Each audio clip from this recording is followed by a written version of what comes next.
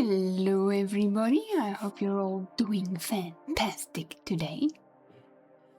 And Jen, thank you for that beautiful 15 stream streak.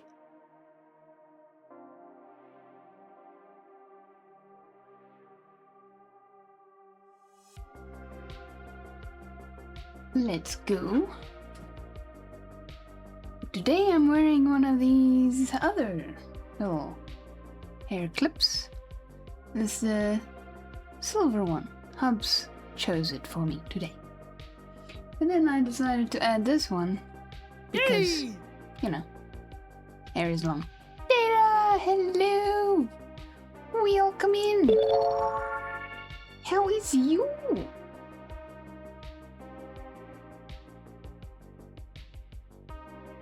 Meep.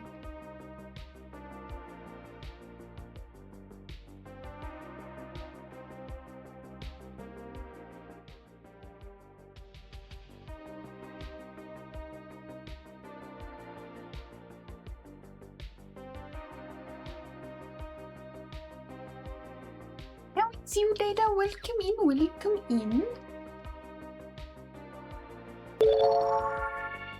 And how are you, Jen? Hello, hello.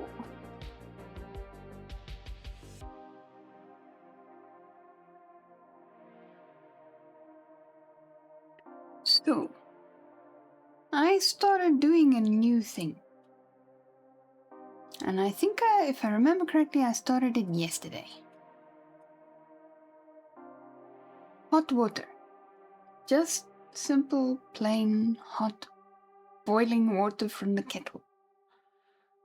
It's not that bad, though. I think it was my father's mom. She was an avid hot water drinker. And she tried to encourage me. I suppose it kind of finally sunk in. You're doing good. Nice, nice. How about me? I'm doing good, thanks. Just freezing. I'm definitely feeling the cold today. The wind is blowing outside, so yeah. It's bringing the cold from the south. Even though the air is supposed to be warm because this wind is coming from the north. East? No? West? Yeah, it's coming from the northwest.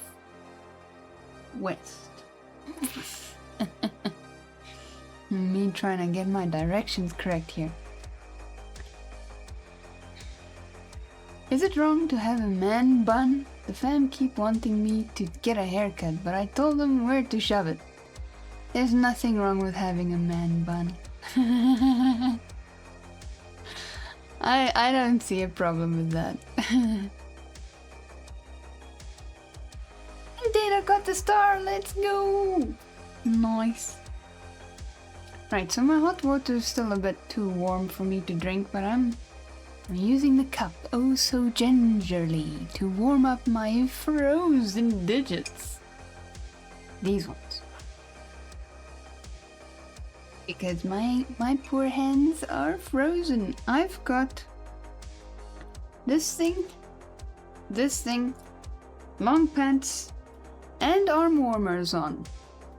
And my hands are frozen. Yeah. That's wild.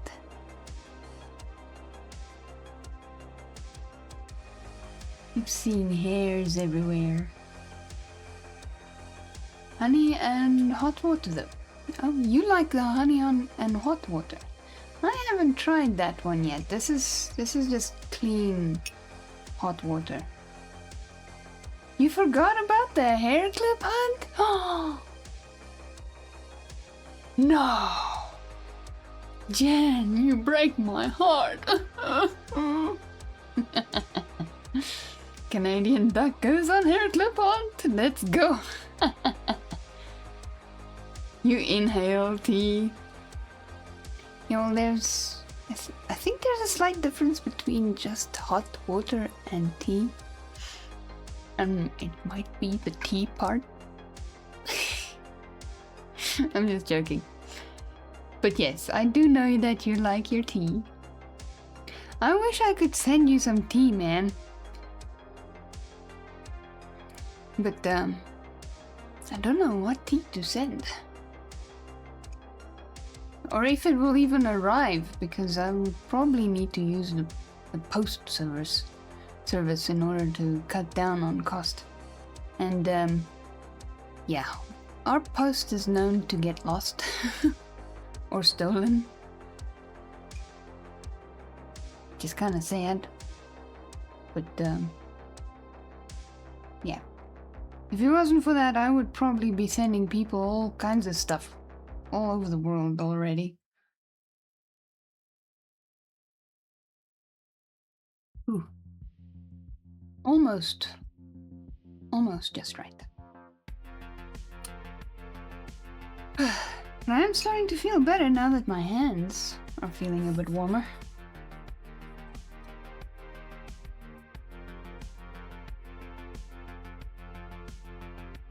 Alrighty, and speaking of... Yeah, the South African Postal Service is, it's not looking good. It really isn't.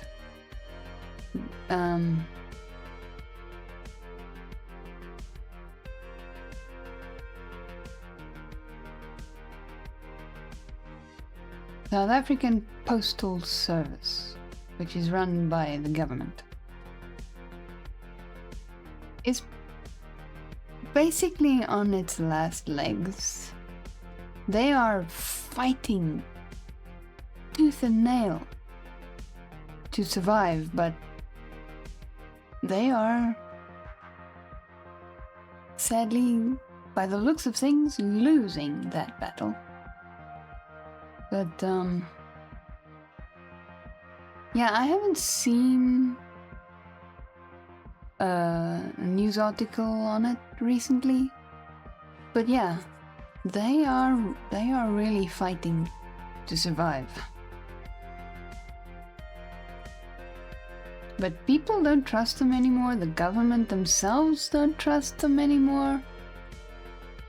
I mean, if you lose the trust of the people that use you or services, you're basically done for. And the few people that do use you don't have any other choice. And the post office isn't all that cheap anymore. Prices can be a little bit wild sometimes. I must say, when it comes to courier services, locally at least, they're quite reasonable. You're having a sugar-free Dr. Pepper. Just for something different. Nice. Plain water really is the best. Yeah.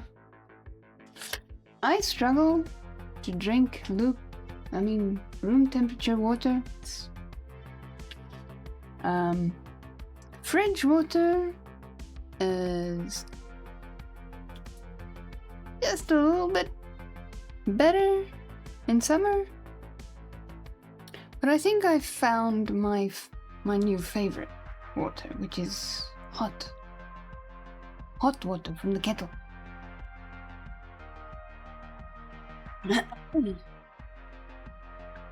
Vote for an advanced drone system?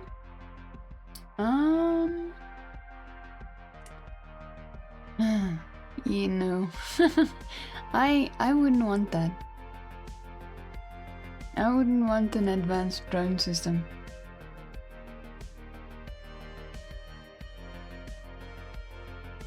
Your grandpa used to drink hot water with a shot. He called them hot drinks. Yeah, I've had one of those. It's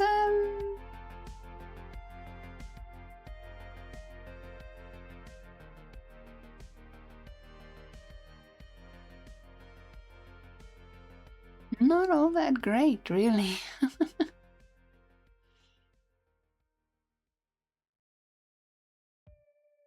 It was you. Yeah. You agree. uh, RTE. What is RTE? Is dying here too. Because the Irish government have to keep giving them bailouts. Yeah. And that's what our postal service is trying to get, is another bailout. Sort of. Kind of thing. And people don't want to that one that they had this loose agreement with to get this money. Those people are not really interested in doing so. It's difficult. The postal service is genuinely finding itself between a rock and a hard place.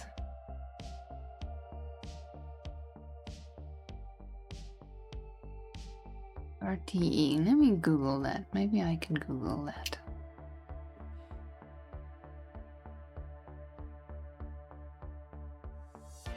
Oh, dedicated Irish TV.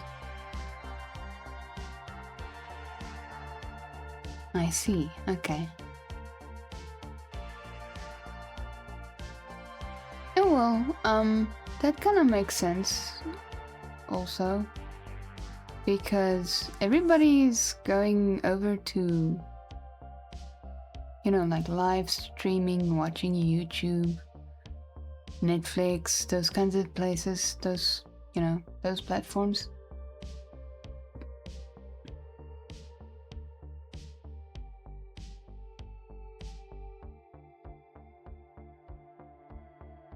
In Canada, we have something similar to Canadian Broadcasting Corporation, CBC. Yeah, we have SABC, which is South African Broadcast or something like that. And we've got SABC 1, 2, 3, and then we've got ETV. And all of them are national channels that you can get when you have a TV. Back in the day, we used to have those ears that you put on top. You would catch them on that. Now you have to buy a little black box just to watch it, because everything's digital now. They're moving away from analog, I think. I think they've gotten rid of... I think it's analog. Or radio. I'm not sure. But, yeah, those old antennae, those old rabbit ears are no longer functional.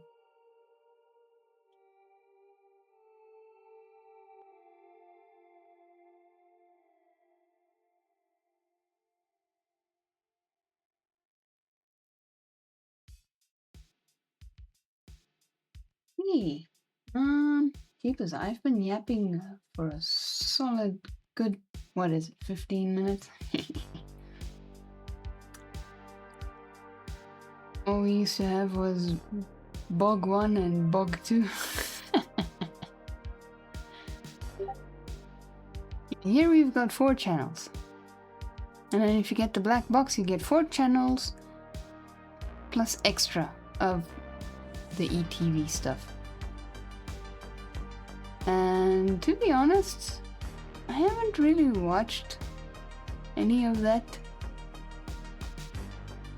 Not even Hubs, even though he uses a TV, he doesn't even switch on the national television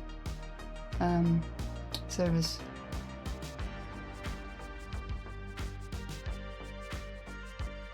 You can't understand Irish.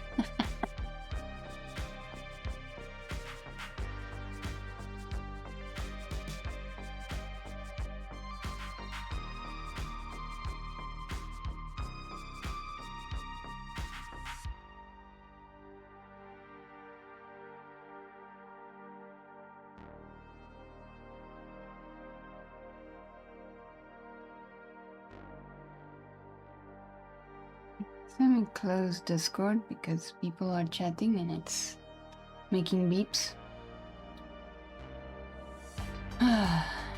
When we were young, my parents had a small black and white TV in their bedroom with just the rabbit ears. It picked up 2 English channels and a French one. Nice.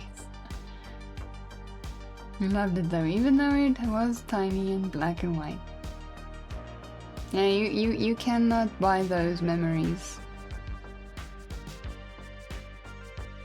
Sometimes I wish we could go back to those simple days. But there is a lot of things of modern times that I would miss.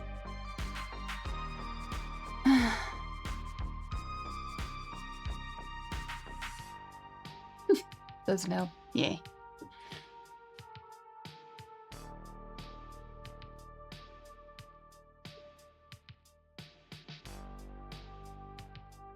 Alrighty, folks. We are on the 30-minute mark of the hour.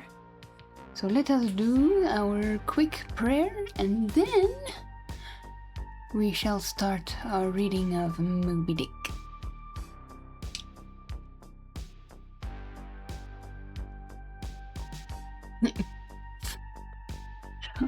Old CRT TVs nearly hospitalized people. Yeah, people.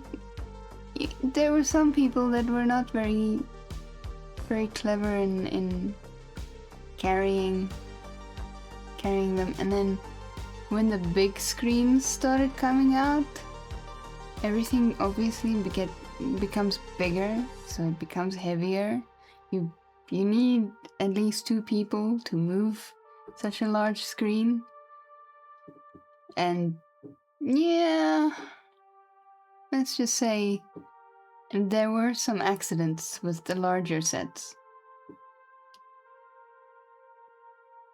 Because you would get the small ones, then you get the normal ones, and then you get the big ones. And the bigger they get, the heavier they are, and the bigger the boxes they came in. Or a dolly. Yeah. Yeah. Yes. And drug. Good old days. I wouldn't mind having one of those big old TVs.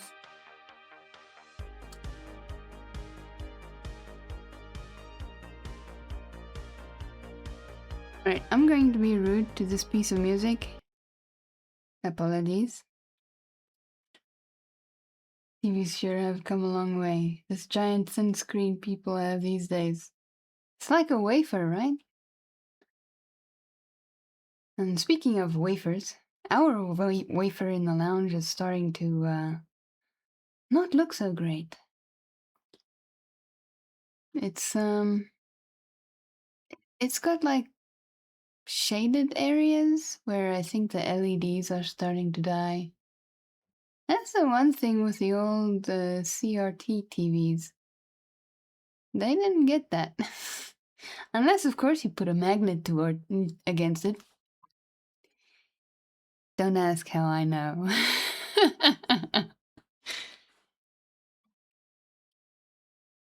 My parents have one of these. One of the size of a wall. Always feels unnecessary, but it was on my dad's bucket list, I guess. Yeah.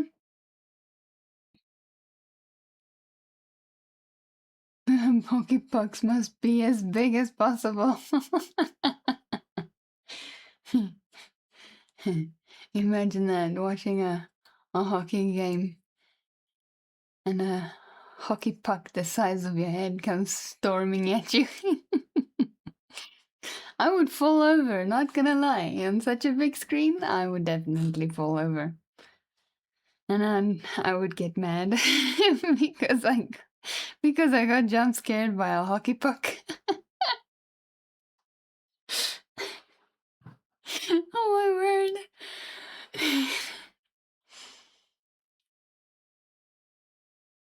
If I had one of the old huge big back TVs in my room, I would be squished.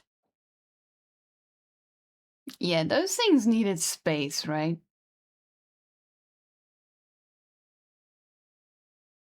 You felt motion sick when you watched a POV roller coaster on it? Yeah. Yeah, because that does make sense. Because you've got the camera that's shaking more than what your eyes would, right? So you've got that sensation that is disconnected from your brain. Plus, the lack of vibration from the seat, it's not there. So it's kind of messing around with the brain, and yeah, motion sickness is a thing. Even with all the inputs, it's definitely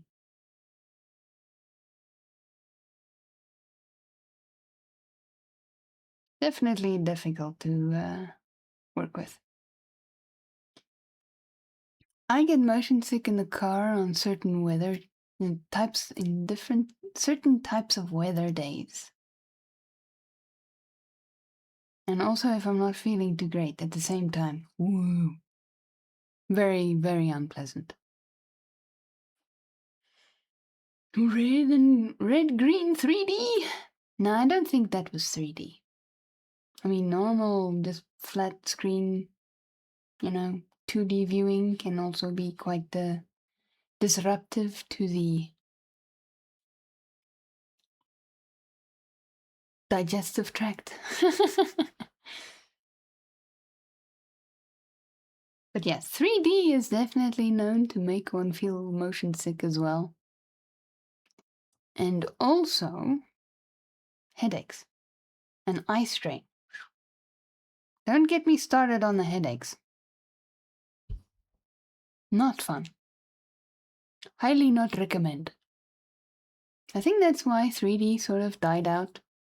There's not a lot of 3D theaters left anymore.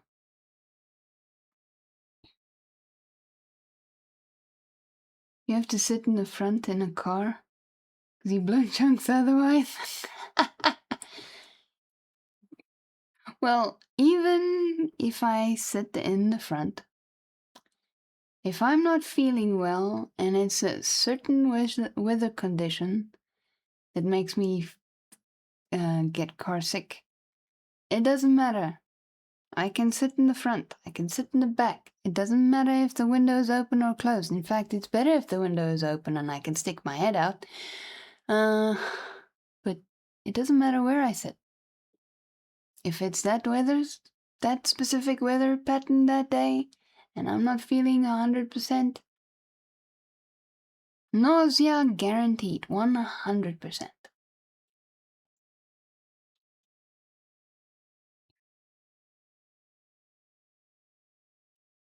I have to be careful with VR too. Don't even get me started with that. I don't have a VR set. I don't plan on getting a VR set because, yeah, no. You've tried to play No Man's Sky and it was fun, but the motion sickness thing happened again. It was fun for 10 seconds. I bet. The one and only Creepy Pro, thank you for the lurky lurk. Have yourself a good lurk, and God bless you too. And on that note, before I get distracted once more, let's do our quick prayer. Thank you, Lord, for this beautiful day you blessed us with. Thank you for family, friends, and community. Lord, I pray you bless everyone who joins me here today or who watches the VOD. And Lord, I pray for those who are currently struggling with their health. Lord, we pray for healing, strength, endurance, and wisdom, Lord, for the ones struggling with their health, for their families, their friends, and their medical support, Lord. Lord, we pray for all the countries that's struggling with violence and turmoil in their streets. Lord, we pray for your hand of protection over the people in those countries, Lord. And we pray for peace over them, and we also pray for peace over Israel. May your shining light of peace shine not only on us, but on all the world, O Lord. Lord, we want to thank you for the rain. And we pray for those who are in areas where heavy rain is set to fall, Lord, and we pray for safety from flooding.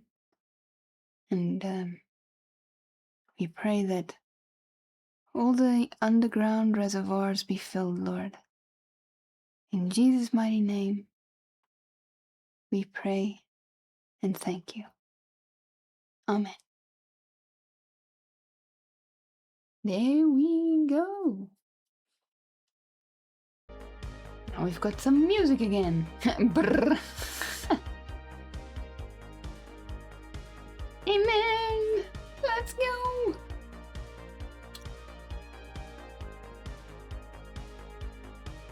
Okay. I'm gonna have some of my hot water before it becomes cold water.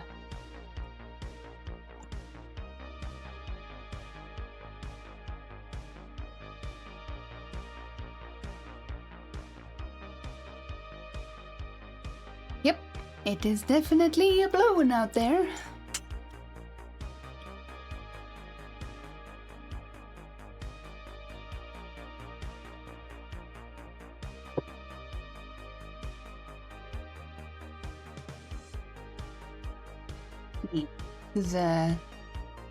We've got some wind coming in the south, and there is some places that they say is going to have some flooding.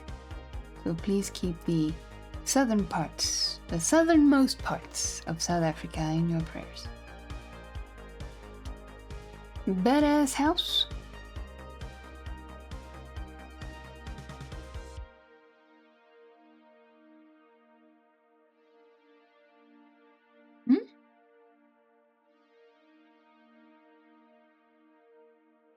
Alrighty, let us see.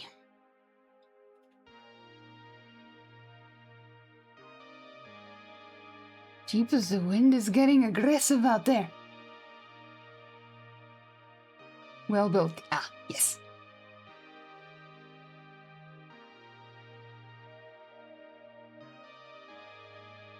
What a hair. It's decided to do its own thing. And it tickles. Okay. Brain. Thank you, Jen. Thank you. Alright. Let's see.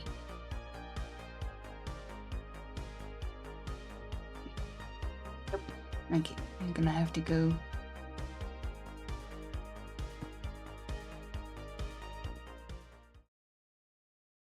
Apologies for the black screen.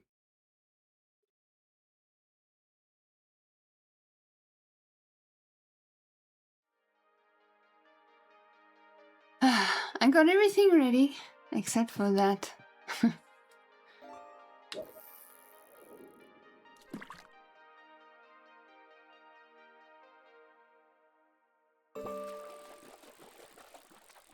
Yeah, it's an awesome keyboard. I love it. Really, really love it. I do enjoy it. Hold on. Let's see.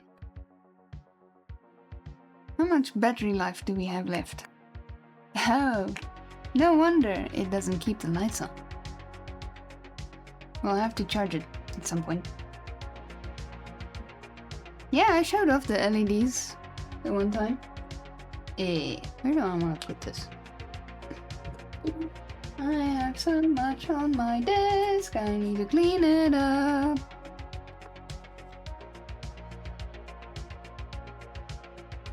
Marshmallow cookies, do not eat! I know, right? They look so delicious. Criminal.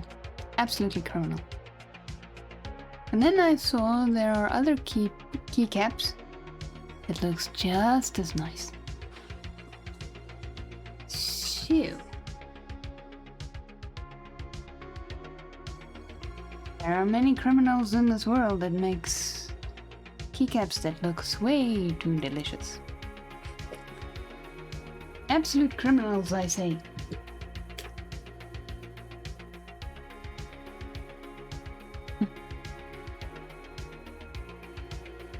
Okay. Let us begin then.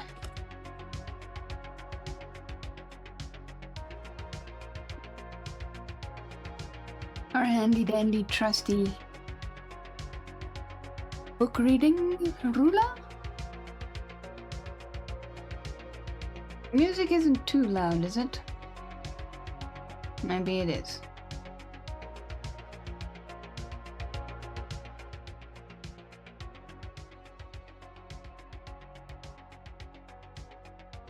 Right, it should be fine now.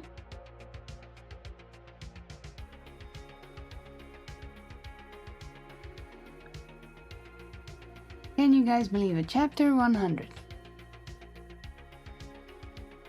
Nice.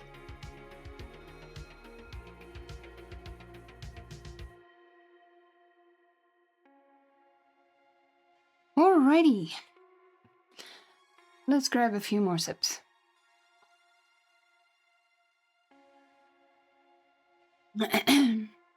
Trying to not make it too obvious that I'm actually avoiding reading this book even though I'm trying to finish it.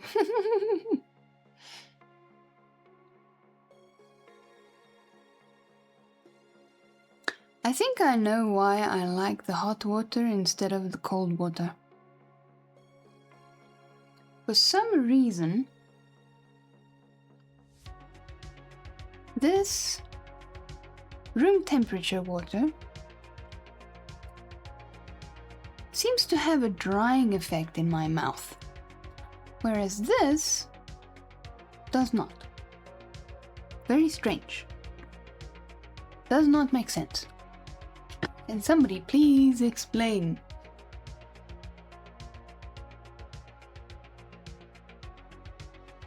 Are you the metalhead type of long-haired guy, goth, or neither?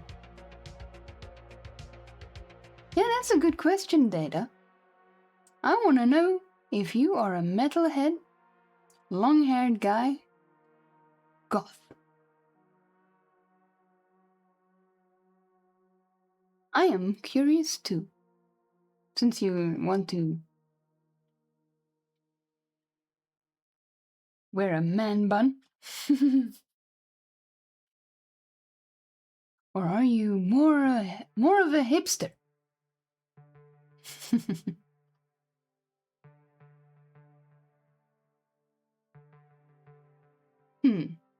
Hipster or goth?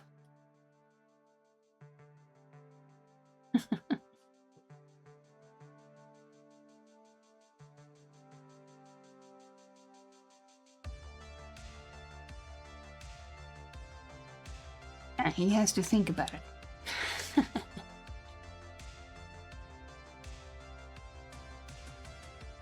He's none of the above. He's got his own style. That's even better.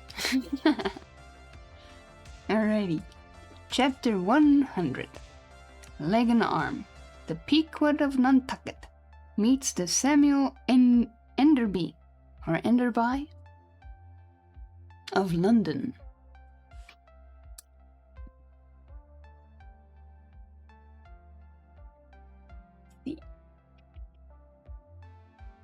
Here we go, that looks better. Ship ahoy! Hast seen the white whale? So cried Ahab, once more hailing a ship showing English colors, bearing down under the stern. Trumpet to mouth, the old man was standing in his hoisted quarterdeck, and his ivory leg plainly revealed to the stranger captain, who was carelessly reclining in his own boat's bow. He was a darkly tanned, burly, good-natured, fine-looking man, of 60 or thereabouts, dressed in a spacious roundabout that hung around him in festoons of blue pilot cloth, and one empty arm of his jacket streamed behind him like the broidered arm of a hussar's surcoat. "Has seen the white whale? See you this?" And withdrawing it from the folds that had hit, he held up a white arm of sperm whalebone, terminating in a wooden head like a mallet. "Man my boat!" cried Ahab, impetuously, and tossing about the oars near him. Stand by to lower!" In less than a minute, without quitting his little craft, he and his crew were dropped to the water, and were soon alongside of the stranger. But here a curious difficulty presented itself. In the excitement of the moment, Ahab had forgotten that since the loss of his leg, he had never once stepped on board of any vessel at sea but his own. And then it was always by an ingenious and very handy mechanical contrivance,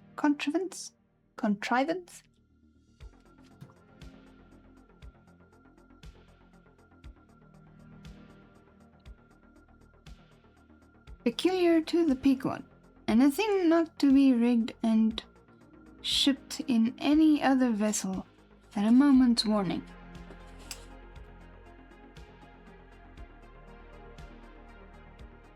Need to move.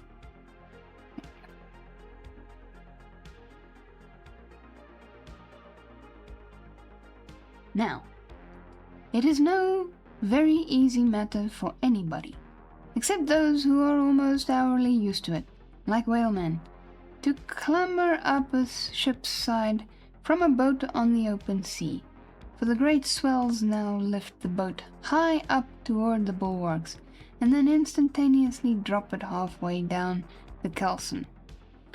So deprived of one leg, and the strange ship of course being altogether unsupplied with the kindly invention, Ahab now found himself abjectly reduced to a clumsy landsman again, hopelessly eyeing the uncertain, changeful height he could hardly hope to attain. It has before been hinted, perhaps, that every little untoward circumstance that befell him, and which indirectly sprang from his luckless mishap, almost invariably irritated and exasperated Ahab. And in the present instance, all this was heightened by the sight of the two officers of the strange ship leaning over the side by the perpendicular ladder of nailed cleats there, and swinging towards him a pair of tasteful ornamented man-ropes. For at first they did not seem to bethink them that a one-legged man must be too much of a cripple to use their sea banisters. But this awkwardness only lasted a minute, because the strange captain, observing at a glance how affairs stood, cried out, I see, avast, heaving there. Jump, boys, and swing over the cutting tackle." As good luck would have it, they had had a whale alongside a day or two previous, and the great tackles were still aloft, and the massive curved blubber hook, now clean and dry, was still attached to the end. This was quickly lowered to Ahab, who, at once comprehending it all, slid his solitary thigh into the curve of the hook. It was like sitting in the fluke of an anchor or the crotch of an apple tree. And then, giving the word, held himself fast, and at the same time also helped to hoist his own weight by pulling hand over hand upon one of the running parts of the tackle. Soon he was carefully swung inside the high bulwarks and gently landed upon the capstan head. With his ivory arm frankly thrust forth in welcome, The other captain advanced, and Ahab, putting out his ivory leg and crossing the ivory arm, like two swordfish blades, cried out in his walrus way, "Aye, aye, hearty! Let us shake bones together!" An arm and a leg, an arm that never can shrink, ye see, and a leg that never can run. Where dost thou see the white whale? How long ago? And these two instant best buds because they each have a limb missing. Good grief. Alright. The son is trying to sort of develop a better wardrobe and look. Nice, nice.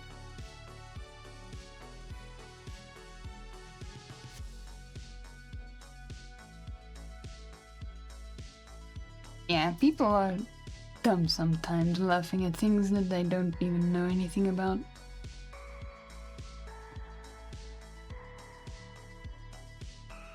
Ooh, you caught an eagle ray, nice.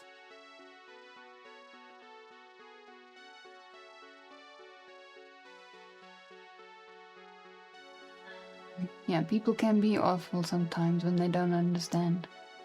That is true.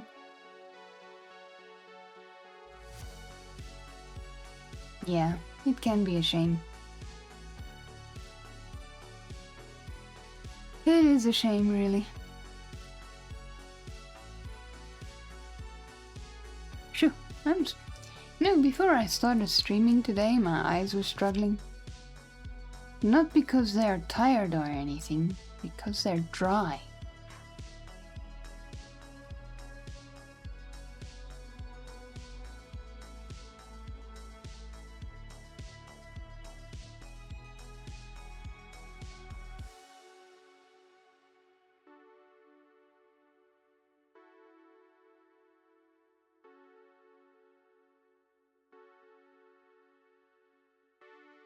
Those are some cute emotes there, Jen. Let's go. The white whale, said the Englishman, pointing his ivory arm towards the east and taking a rueful sight along it, as if it had been a telescope. There I saw him, on the line, last season. And he took that arm off, did he? Asked Ahab, now sliding down from the capstan and resting on the Englishman's shoulder as he did so. Aye, he was the cause of it, at least. And that leg too? Spin me the yarn, said Ahab. How was it? It was the first time in my life that I ever cruised on the line, began the Englishman. I was ignorant of the white whale at that time. Well, one day we lowered for a pod of 4 or 5 whales and my boat fastened to one of them. A regular circus horse he was, too. That went milling and milling around so that my boat's crew could only trim dish by sitting all their sterns on the outer gunwale.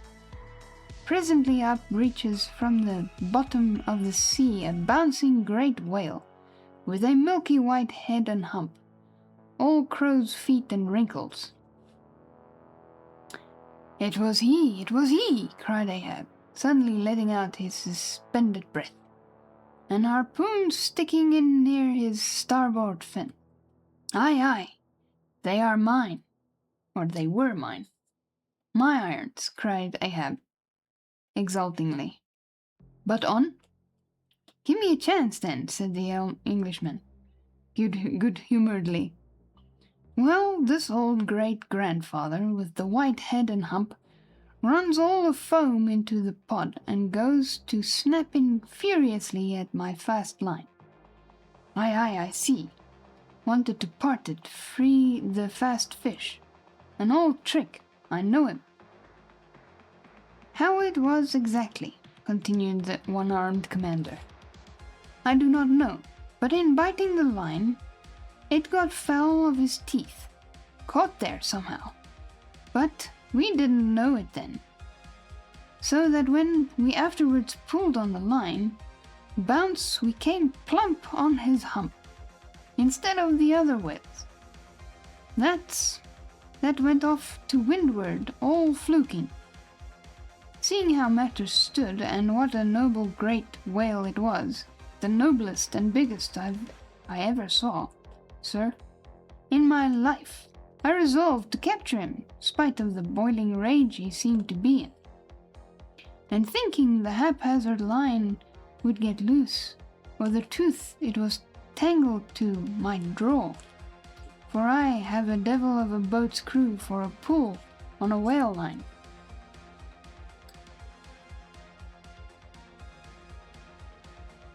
Seeing all this, I jumped into my first mate's boat, Mr. Mounttop's here. By the way, Captain Mounttop the mountain, the captain. As I was saying, I jumped into Mounttop's boat, which, you see, was gunwale and gunwale with mine. Then, and snatching the first harpoon, let his old great-grandfather have it. But Lord, look you, sir, hearts and souls alive, man, the next instant in a jiff, I was blind as a bat, both eyes out, all befogged and bedeadened with black foam, the whale's tail looming straight up out of it, perpendicular in the air, like a marble steeple. No use sterning all, then, but as I was groping at midday, with a blinding sun, all crown jewels, as I was groping, I say, after the second iron, to toss it overboard. Down comes the tail like a Lima tower, cutting my boat in two, leaving each half in splinters, and flukes first the white hump back through the wreck as though it was old chips.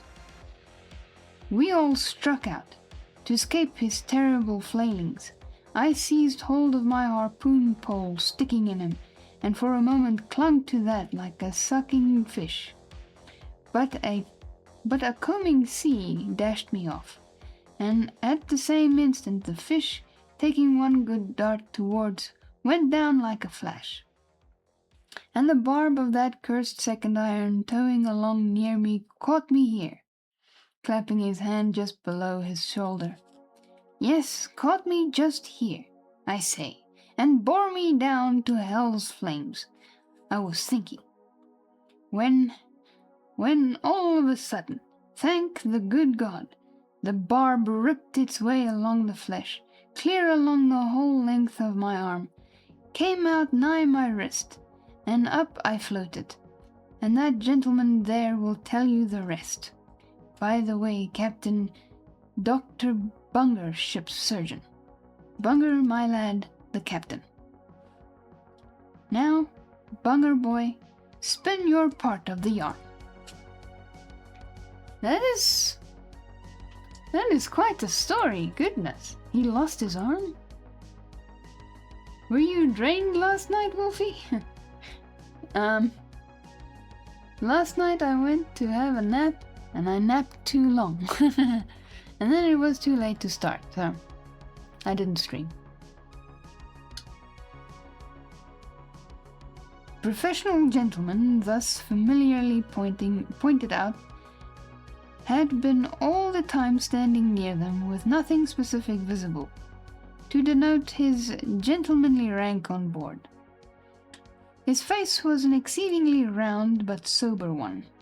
He was dressed in a faded blue woolen frock or shirt, and patched trousers, and had thus far been dividing his attention between a marling spike he held in one hand and a pull box held in the other, occasionally casting a critical glance at the ivory limbs of the two crippled captains. But at his superior's introduction of him to Ahab, he politely bowed, and straightway went on to do his captain's bidding. Now we're going to hear it from the doctor's side.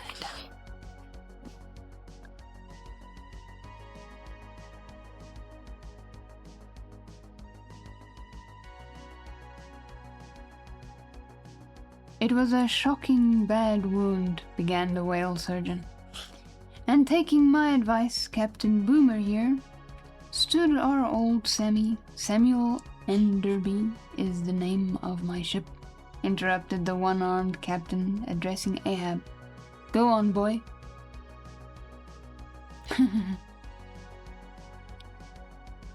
Stood our Sammy off the northward to get out of the blazing hot weather there on the line.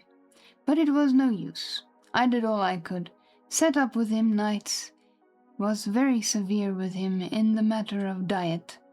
Oh, very severe, chimed in the patient himself, then suddenly altering his voice, drinking hot rum toddies with me every night, till he couldn't see to put on the bandages, and sending me to bed, half seas over, about 3 o'clock in the morning. Oh, ye stars! He sat up with me indeed, and was very severe in my diet. Oh, a great watcher, and very dietically severe is Dr. Bunger. Bunger, you dog, laugh out. Why don't you? You know you're a precious jolly rascal.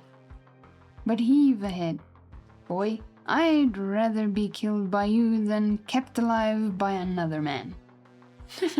Well, that's some great respect right there. My captain, you must have ear this perceived, respected sir, said the imperturbable, godly-looking Bunger, slightly bowing to Ahab, is apt to be facetious at times. He spins as many clever things of that sort. But I may as well say, en passant, as the French remark, that I myself, that is to say, Jack Bunger, late of the reverend clergy, am a strict total abstinence man. I never drink. Water, cried the captain.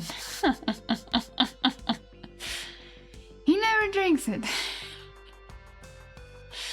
These guys are a bunch of trolls, man. The doctor can't even tell his story. He never drinks it. It's a sort of fits to him. Fresh water throws him into the hydrophobia.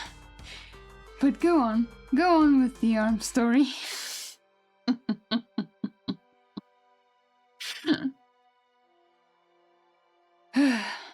Yes, I may as well, said the surgeon coolly. I was about observing, sir, before Captain Boomer's facetious interruption, that spite of my best and severest endeavors, the wound kept getting worse and worse. The truth was, sir, it was an as ugly gaping wound as surgeon ever saw, more than 2 feet and several inches long. I measured it with the lead line. In short, it grew black. I knew what was threatened, and off it came. But I had no hand in shipping that ivory arm there. That thing is against all rule, pointing at it with the marling spike. That is the captain's work, not mine. He ordered the carpenter to make it. He had that club hammer there put to the end to knock someone's brains out with, I suppose, as he tried mine once. He sounds very sour about it. He flies into diabolical passions sometimes. Do you see this dent, sir? Removing his hat and brushing aside his hair and exposing a bow-like cavity in his skull, but which bore not the slightest scarry trace, or any token of ever having been a wound. Well, the captain there will tell you how that came there. He knows. No, I don't, said the captain. But his mother did. He was born with it. Oh, you solemn rogue, you Bunger. Was there ever such another Bunger in the watery world? Bunger, when you die, you ought to die in pickle, you dog. You should be preserved for future ages, you rascal. What become of the white whale now? Cried Ahab, who thus far had been impatiently listening to this byplay between the 2 Englishmen. "Oh," cried the one-armed captain. "Oh, yes. Well, after he sounded, we didn't see him again for some time. In fact, as I before hinted, I didn't then know what whale it was that had served me such a trick, till some time afterwards, when coming back to the line, we heard about Moby Dick, as some call him, and then I knew it was he." "Didst thou cross his wake again?" "Twice, but could not fasten. Didn't want to try to. Ain't one limb enough." "At least he's smart." "What should I do without this other arm? And I'm thinking Moby Dick doesn't bite so much as he swallows." "Yeah, I think so too." "Well then," interrupted Bunger, "give him your left arm for bait to get the right." "Do you know, gentlemen," very gravely and mathematically bowing to each captain in succession, "do you know, gentlemen, that the digestive organs of the whale are so inscrutably constructed by divine providence that it is quite impossible for him to completely digest even a man's arm? And he knows it too, so that what you take for the white whale's malice is only his awkwardness, for he never means to swallow a single limb. He only thinks to terrify by feints. But sometimes he is like the old juggling fellow, formerly a patient of mine in Ceylon, that making believe swallow jackknives once upon a time let one drop into him in good earnest, and there it stayed for 12 months or more." Wow! How did he survive?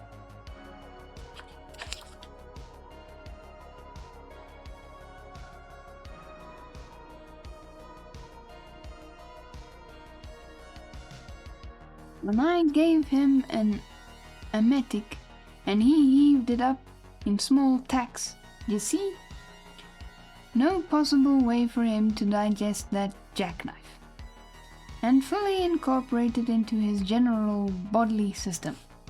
Yes, Captain Boomer, if you are quick enough about it, and have a mind to pawn one arm for the sake of the privilege of giving decent burial to the other, why, in that case the arm is yours. Only let the whale have another chance at you shortly, that's all." "No, thank you, Bunger," said the English captain. "He's welcome to the arm he has, since I can't help it, and didn't know him then, but not to another one. No more white whales for me. I've lowered for him once, and that has satisfied me. There would be great glory in killing him, I know that, and there is a shipload of precious sperm in him, but, hark ye, he's best let alone. Don't you think so, Captain?" glancing at the ivory leg. "He is, but he will still be hunted, for all that. But is best let alone.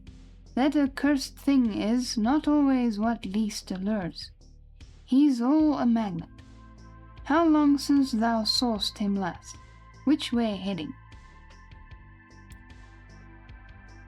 "Bless my soul and curse the foul fiends," cried Bunger, stoopingly walking around Ahab, and like a dog strangely sniffing this man's blood.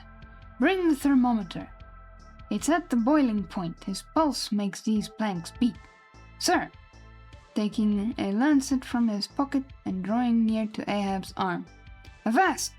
roared Ahab, dashing him against the bulwarks. "Man the boat! Which way heading?" "Good God!" cried the English captain, to whom the question was put. "What's the matter? He was heading east, I think. Is your captain crazy?" whispering Fedala.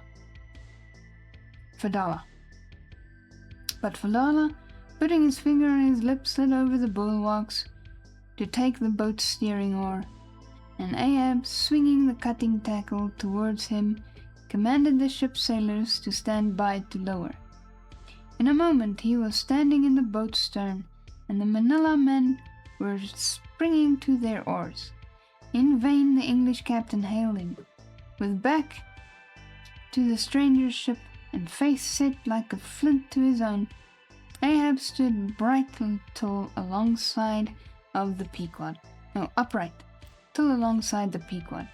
So the doctor, I think, was trying to evaluate Captain Ahab because maybe he's got a fever. And he got slapped. And of course, we must always check out the pictures before we start. Continue.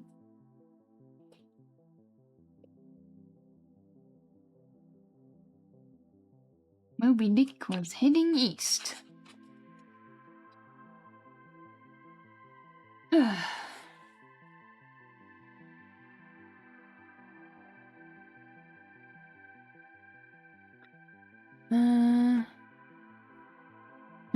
Four hard eyes. Ma'am, you are in shock.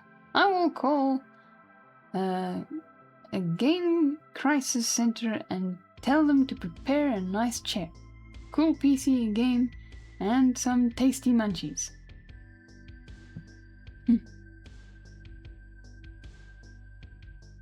That sounds like a good plan.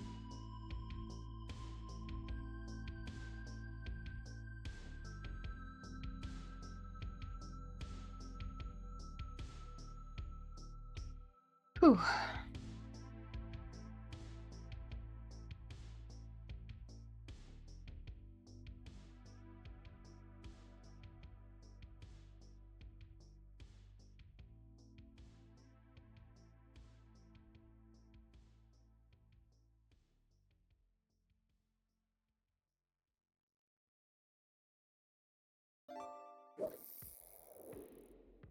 Let's see, what do I get?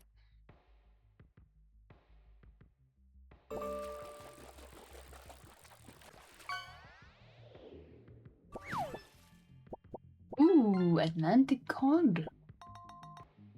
A RoboCop reference. Ah.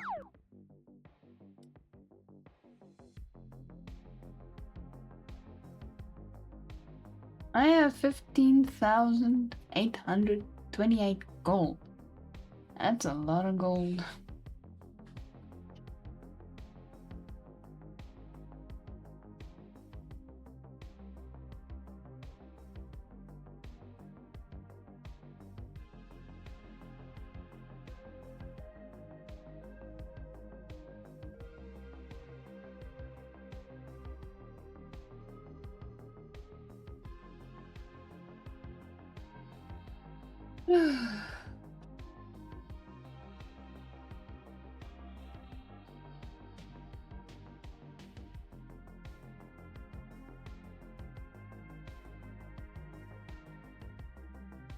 I think I'm going to take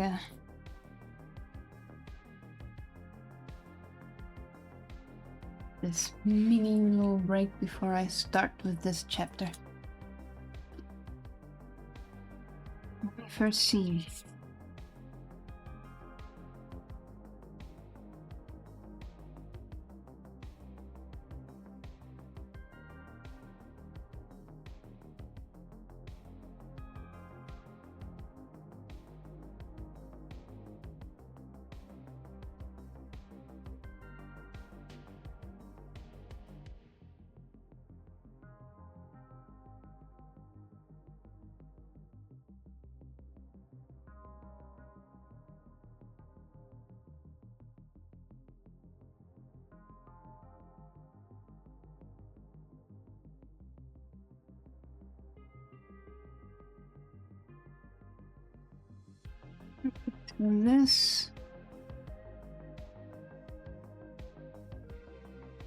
This is just about the English and their ship.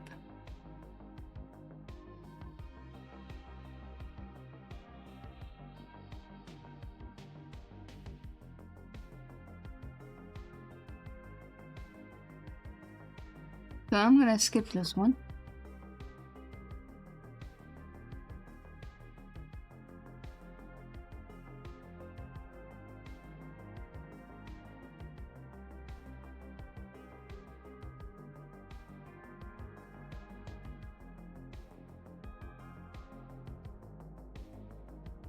Here we go into details of the whale again.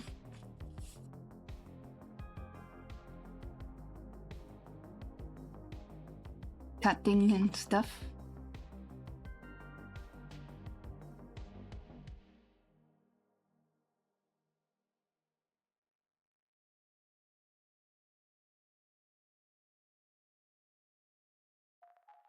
So we'll skip that one as well.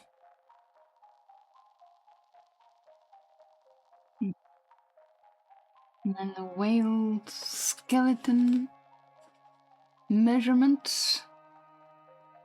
We don't need to really know that. We know it's a huge whale. That's all we really care about. Just like general ideas. The fossil whale. Like, there's nothing about the actual story going on here. So I'm gonna skip these.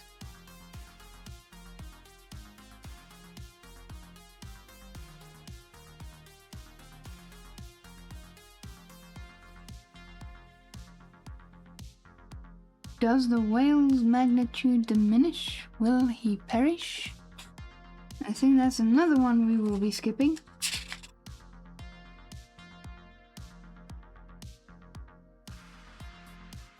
Finally, we get back to the story. Ahab's leg.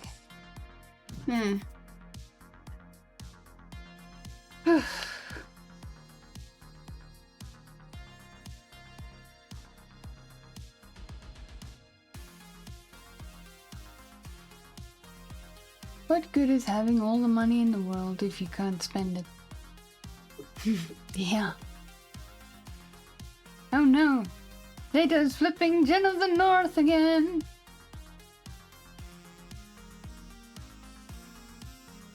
Jen is now upside down!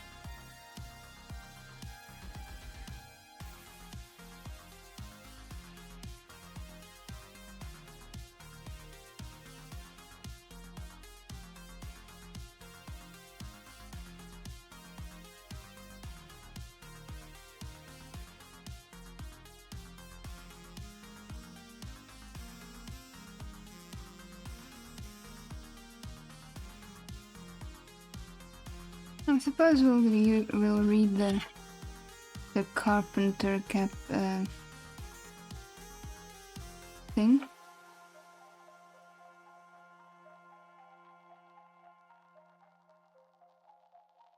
Chapter?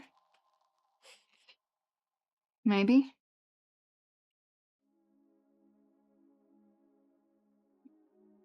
He starts off with stars over there, and halfway on this page he's still going on about stars. I don't know.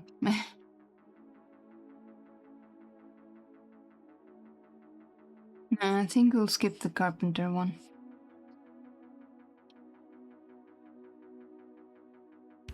Alrighty.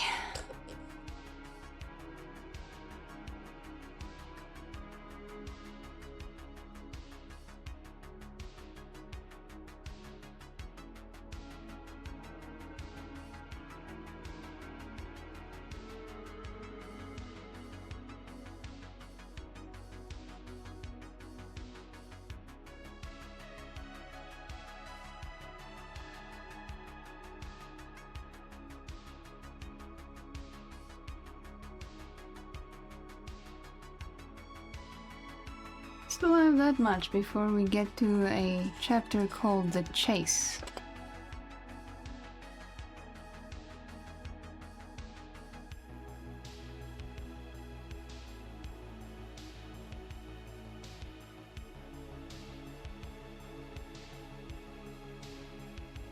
which I'm hoping is a chase of the whale,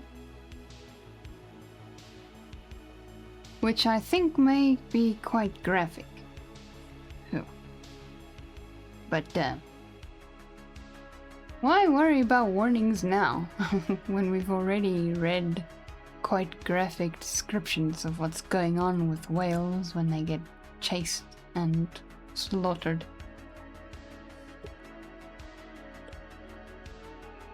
Alrighty. Chapter 106. Ahab's Leg. The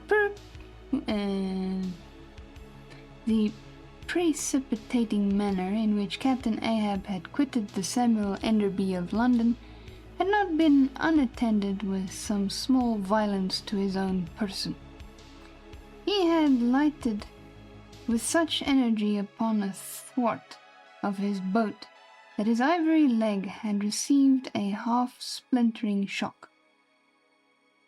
And when, after gaining his own deck and his own pivot hole there, he so vehemently wheeled around with an urgent command to the steersman, it was, as ever, something about his not steering inflexibly enough. Then the already shaken ivory received such an additional twist and wrench that though it still remained entire and to all appearances lusty, yet Ahab did not deem it entirely trustworthy. And indeed it seemed small matter of wonder that for all his pervading mad recklessness, Ahab did at times give careful heed to the condition of that dead bone upon which he partly stood.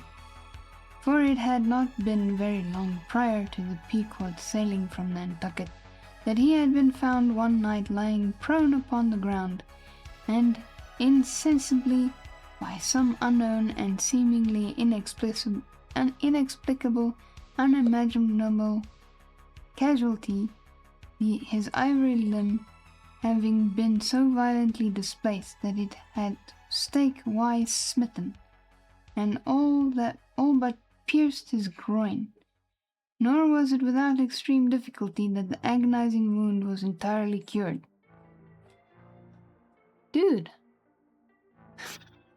what's this guy doing? Nor at the time had it failed to enter his monomaniac mind that all the anguish of that then present suffering was but the direct issue of a former woe, and he too plainly seemed to see that as the most poisonous reptile of the marsh perpetuates his kind as inevitably as the sweetest songster of the grove, so equally with every felicity all miserable events do naturally beget their like. Yea, more than equally, thought Ahab, since both the ancestry and posterity of grief go further than the ancestry and posterity of joy.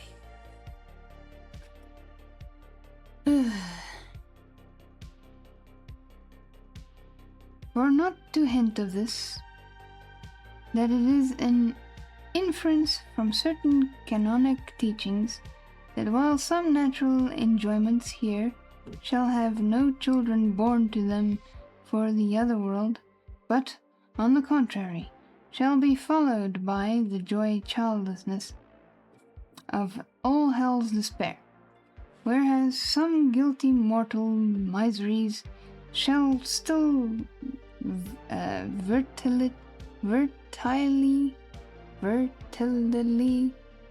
beget to themselves an eternally progressive progeny of griefs beyond the grave. Not at all to hint of this, there still seems an inequality in the deeper analysis of the thing. For, thought Ahab, while even the highest earthly felicities ever have a certain unsignifying pettiness lurking in them, but at bottom all heart woes a mystic significance, and in some men an archangelic grandeur. So do their diligent trackings out, not belly the obvious deduction. To trail the genealogies of these high mortal miseries carries us at last among the sourceless prime bloody blah. Alright, the guy is sour about his leg. Okay.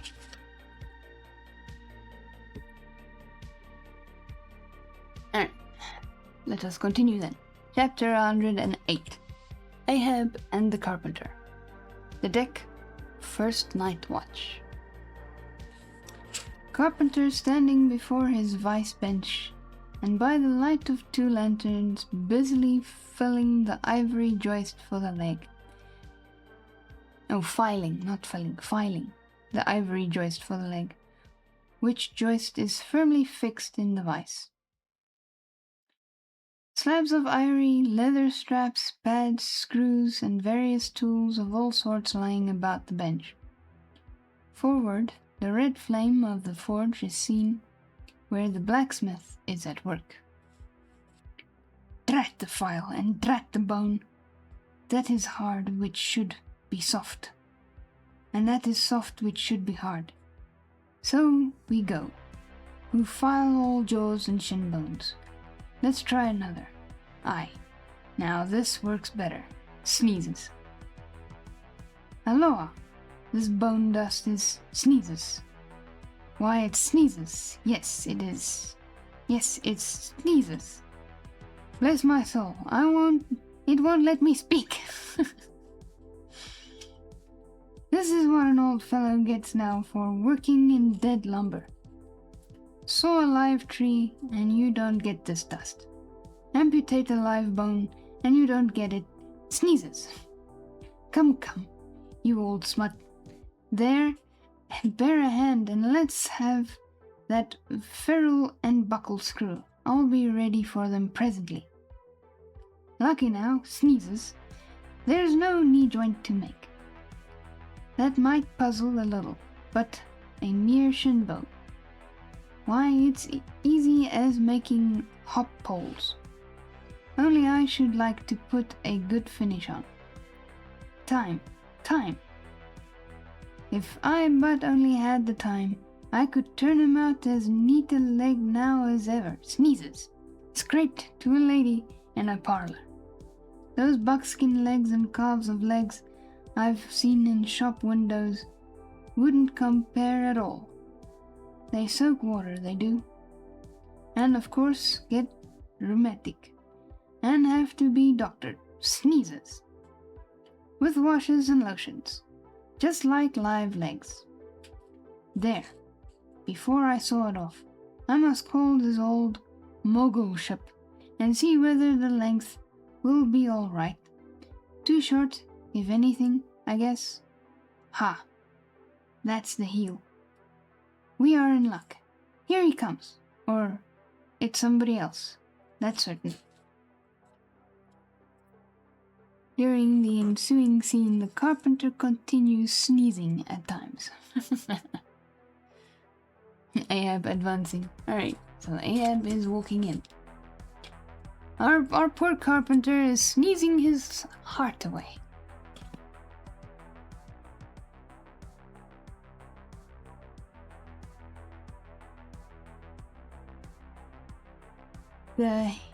We don't get the sneezes. But it's fine. We know he sneezes. Well, manmaker? Just in time, sir. If the captain pleases, I will now mark the length. Let me measure, sir. Measured for a leg. Good. Well, it's not the first time about it. There, keep thy finger on it. This is a cogent vice thou hast there, carpenter. Let me feel its grip once. So, it does pinch some. Oh, sir, it will break bones. Beware. Where are the little thingies? Alright. No fear. I like a good grip. I like to feel something in the slippery world that can hold man. What's Prometheus about there? The blacksmith, I mean. What's he about? He must be forging the buckle screw, sir, now. Right. It's a partnership. He supplies the muscle part. He makes a fierce red flame there. Aye, sir. He must have the white heat for his kind of fine work. So he must. I do deem it now a most meaning thing, that old Greek Prometheus, who made men, they say, should have been a blacksmith, and animated them with fire. For what's made in fire must properly belong to fire, and so hell's probable. How's the suit flies? How the suit flies. This must be the reminder the Greek made the Africans of carpenter when he's through with that buckle. Tell him to forge a pair of steel shoulder blades. There's a peddler aboard with a crushing pack. Sir? Hold, while Prometheus is about it. I'll order a complete man after a desirable pattern. Imprimis, 50 feet high in his socks. Then chest modeled after the Thames Tunnel. Then legs with roots to 'em, to stay in one place.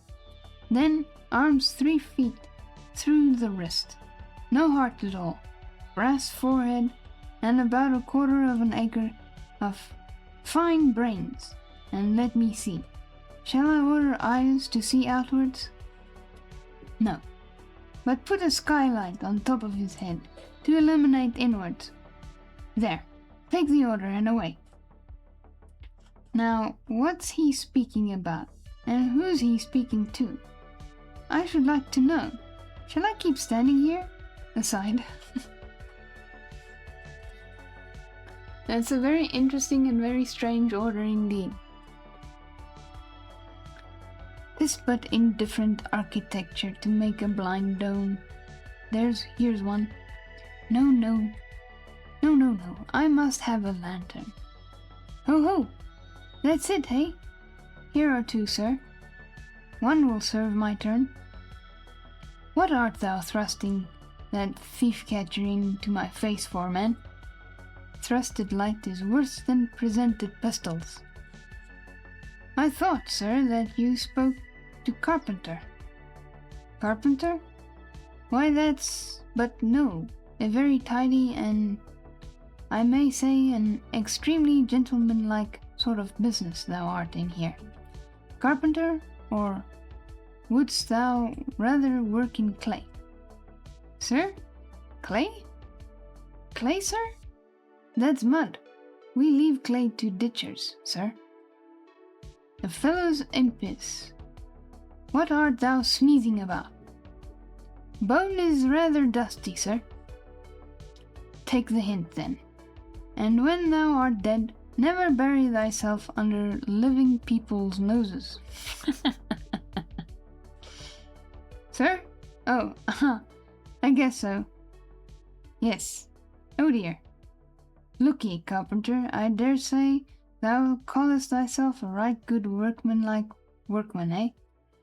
Well then, wilt speak thoroughly well for thy work, if when I come to mount this leg thou makest, I shall nevertheless feel another leg in the same identical place with it.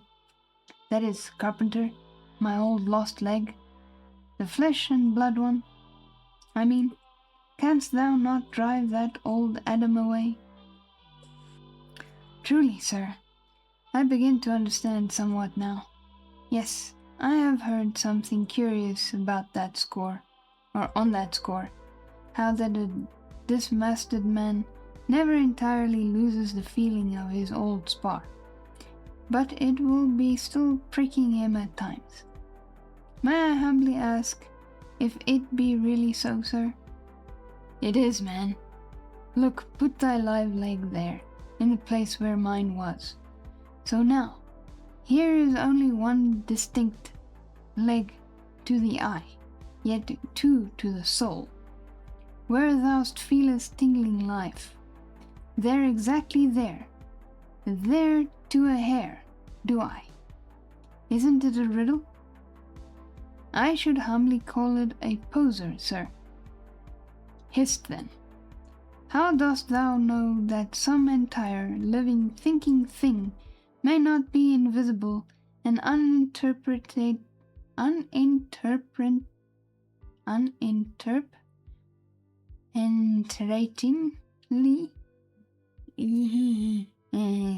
standing precisely where thou now standest?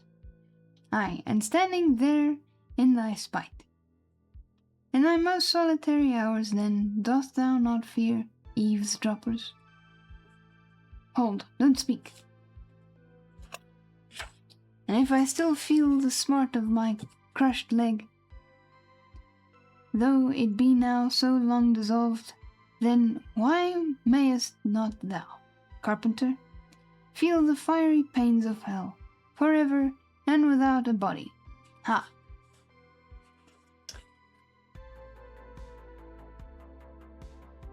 Good Lord, truly, sir, if it comes to that, I must calculate over again. I think I didn't carry a small figure, sir. Look ye, pudding heads should never grant premises. How long before the leg is done? Perhaps an hour, sir. Bungle away at it then, and bring it to me. Turns to go. Oh, life! Here I am, proud as a Greek god, and yet standing debtor to this blockhead for a bone to stand on. Cursed be that mortal indebtedness, which will not do away with ledgers. I would be free as air, and I'm down in the whole world's books. I am so rich I could have given bid for bid with the wealthiest praetorians at the auction of the Roman Empire, which was the world's, and yet I owe for the flesh in the tongue I brag with. By heavens, I'll get a crucible, and into it, and dissolve myself down to one small, compendious vertebra. So. Carpenter resuming his work. Well. Stubb knows him best of all, and Stubb always says he's queer. Says nothing but that one sufficient little word, queer. He's queer, says Stubb. He's queer. Queer, and keeps dinning it into Mr. Starbuck all the time. Queer, sir, queer, very queer. And here's his leg. Yes, now that I think of it, here's his bedfellow. Has a stick of whale's jawbone for a wife. And this is his leg. He'll stand on this. What was that now about one leg standing in 3 places, and all 3 places standing in one hell? How was that? Oh, I don't wonder. He looked so scornful at me. I'm a sort of strange thoughted, sometimes, they say, but that's only haphazard like. Then a short, little old body like me should ever undertake to wade out into deep water with tall, heron-built captains. The water chucks you under the chin pretty quick, and there's a great cry for lifeboats. And here's the heron's leg, long and slim, sure enough. Now, for most folks, one pair of legs lasts a lifetime, and that must be because they use them mercifully, as a tender-hearted old lady uses her roly-poly old coach horses. But Ahab? Oh, he's a hard driver. Look, driven one leg to death, and spivened the other for life, and now wears out bone legs by the cord. Halloa there, you smut. Bear a hand there with those screws, and let's finish it before the Resurrection, fellow comes a-calling, with his horn for all legs. True or false, as brewery men go round collecting old beer barrels to fill them up again. What a leg this is. It looks like a real-life leg. Filed down to nothing but the core. He'll be standing on this tomorrow. He'll be taking altitudes on it. Aloha! I almost forgot the little oval slate, smooth ivory, where he figures up a latitude. So, chisel, file, and sandpaper now.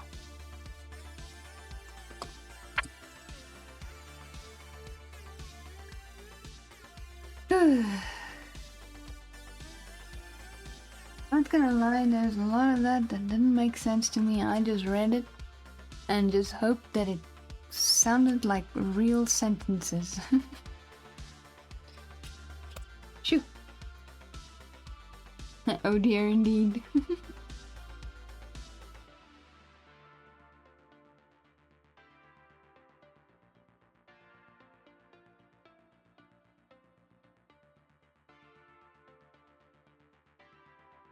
"15 minutes to break time." I'm not even gonna bother reading anything.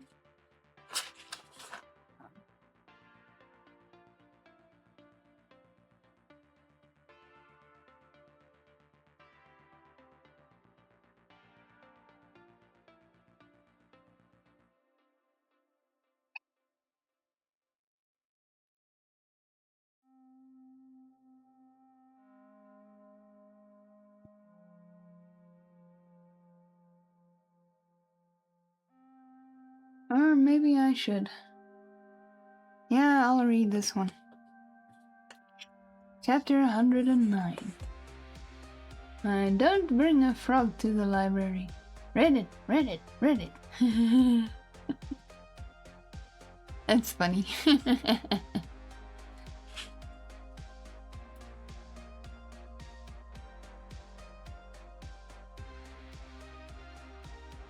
Ahab and Starbuck in the cabin.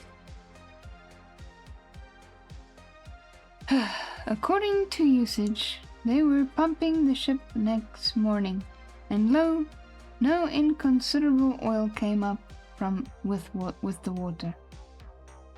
The casks below must have sprung a bad leak.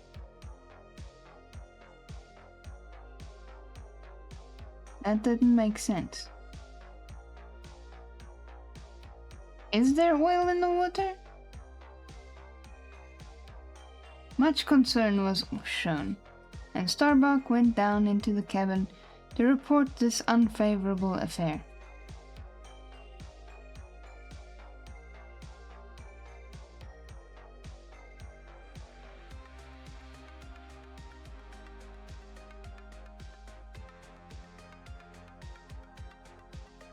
And sperm whalemen with any considerable quantity of oil on board, it is a regular semi-weekly duty to conduct a hose into the hold and drench the casks with seawater, which afterwards, at varying intervals, is removed by the ship's pumps, whereby the casks are sought to be kept damply tight, while by the changed character of the withdrawn water, the mariners readily detect any serious leakage in the precious cargo. Okay.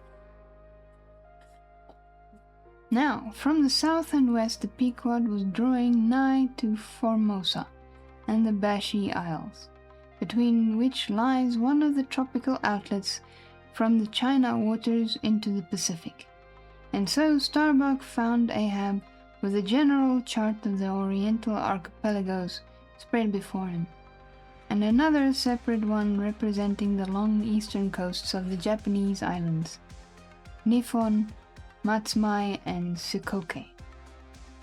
With his snow-white new ivory leg braced against the screwed leg of his table, and with a long pruning look of a jackknife in his hand, the wondrous old man, with his back to the gangway door, was wrinkling his brow and tracing his old courses again.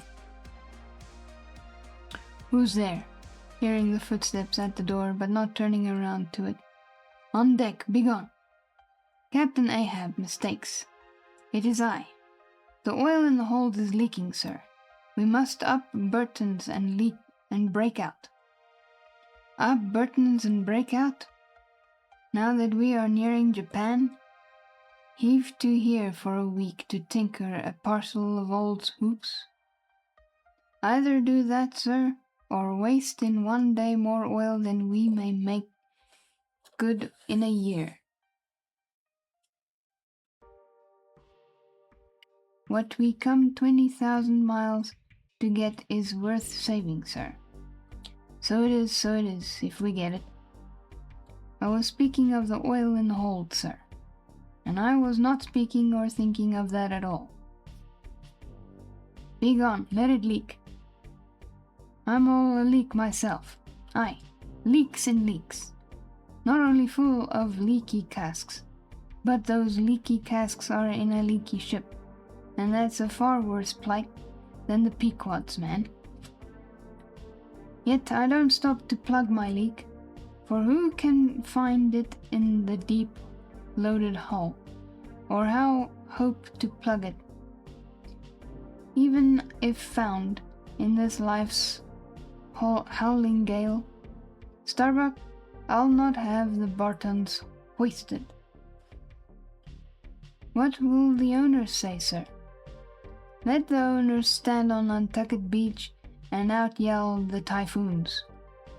What scares Ahab? Owners? Thou art always prating to me, Starbuck, about those miserly owners, as if the owners were my conscience.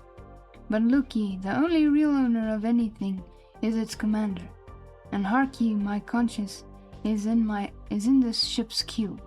On deck!"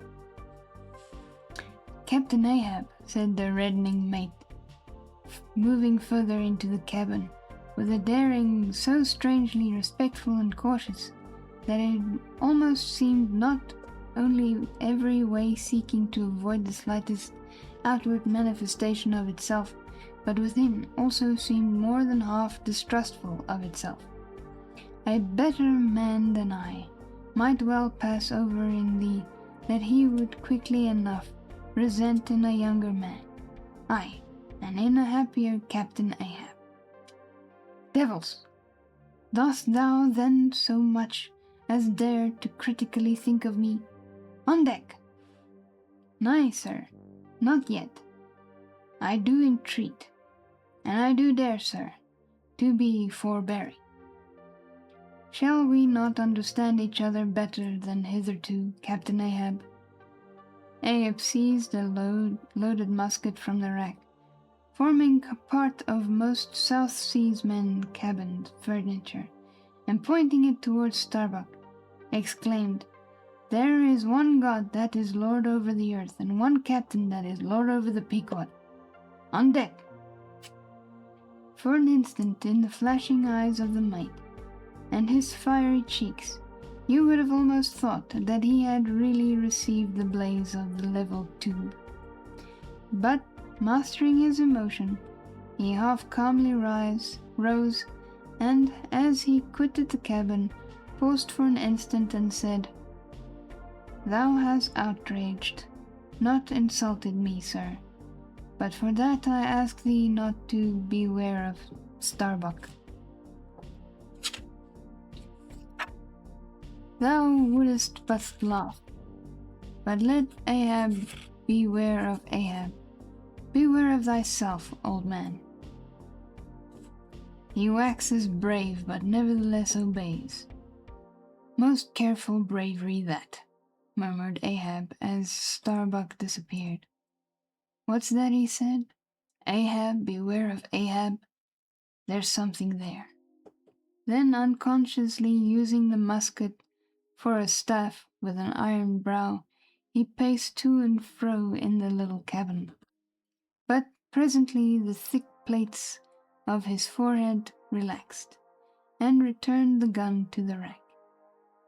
He went to the deck. Thou art but too good a fellow, Starbuck, he said lowly to the mate, then raising his voice to the crew. Furl the gallant sails, and close reef the topsails, fore and aft. Back the main yard, up Burtons and break out the main hold. It were perhaps vain to surmise exactly why it was that as respecting Starbuck, Ahab thus acted. It may have been a flash of honesty in him, or mere prudential policy which, under the circumstance, imperiously forbade the slightest symptom of open disaffection, however transient, in the important chief officer of his ship. However it was, his orders were executed, and the Burtons were hoisted. Ooh, we get another cool picture. I think this is maybe the carpenter? Perhaps?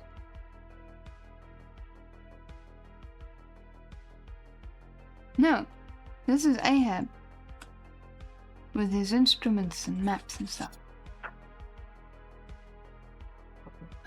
And then we've got Queequeg in his coffin. But we'll read that after the break. My eyes are really, really unhappy.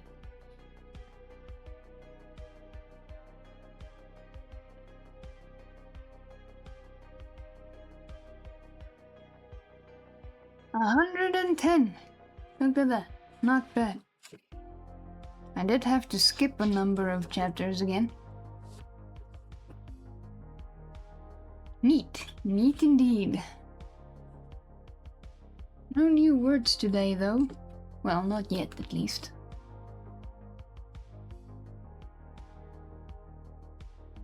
Those difficult words that I'm trying to say are actually words that I know.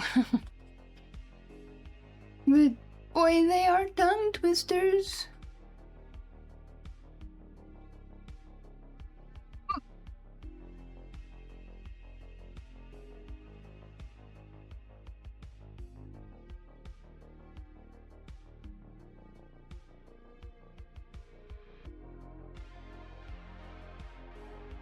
I don't know why it went black on me there.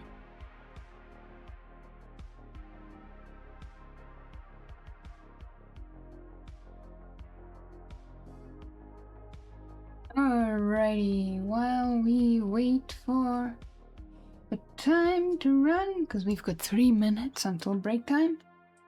While we wait, I'm going to get my alarm ready.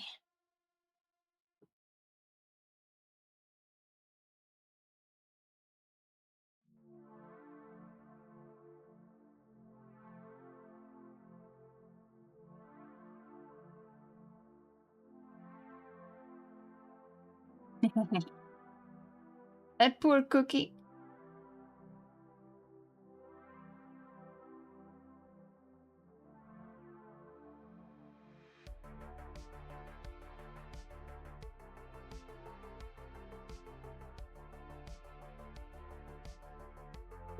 Alrighty.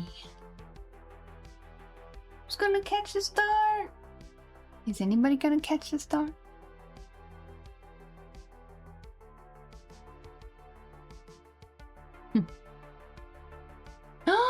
Jen got it, let's go! GG's Jen, let's go! It'd be nice if it showed the total points, because I don't know where to find the leaderboard in this stream avatars thing. That's probably something I have to look into. Yay, indeed! Jen got the star! Let's go! Alrighty, folks, I hope you all are going to have a lovely little break. Yeah, that is for for the fishing game.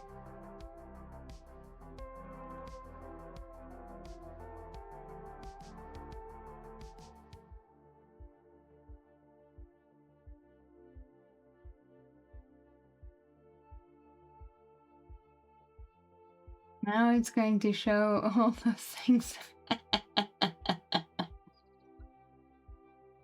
There is my alarm. Well, it's not as long as I thought it would be. I thought it was gonna be longer. But that's still a good amount. Alrighty, folks. It's time for our break. I hope you all enjoy the break and you, hot water now! Yes. I am going to... Actually, I might do me a cup of coffee while I have my snack. So... But I shall see you guys after the break. Grab yourself something to eat, something to drink, go for a walk, and do some stretches. Stretch out them limbs, people. Let them not atrophy. We want them useful. Get that blump, that blood, not blump, that blood flowing. Yes. BRB. And of course, let me know what you had for munchies.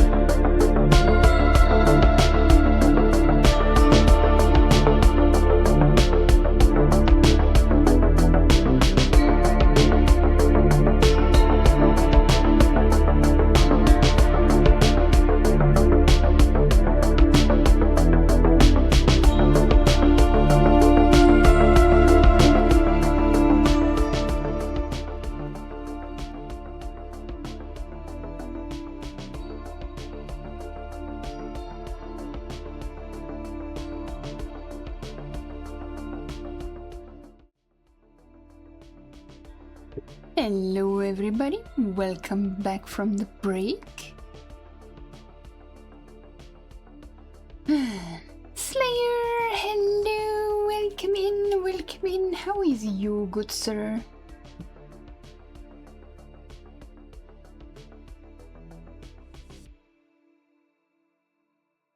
You came in just as I was having a break.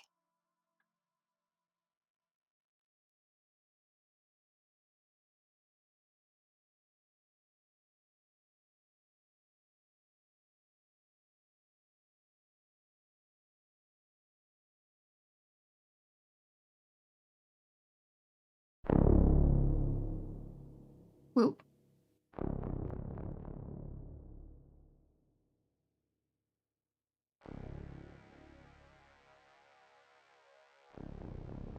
Tasty ham patty? What, like a beef patty, but the ham one instead? Does sound interesting.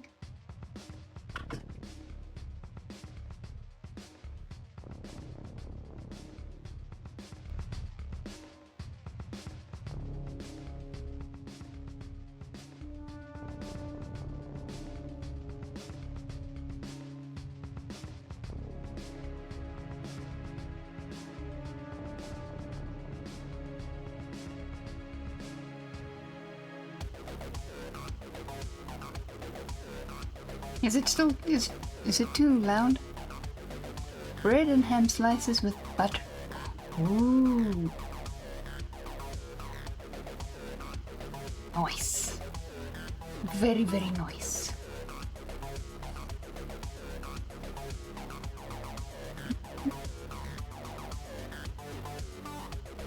So yeah, let me know if the music's too loud.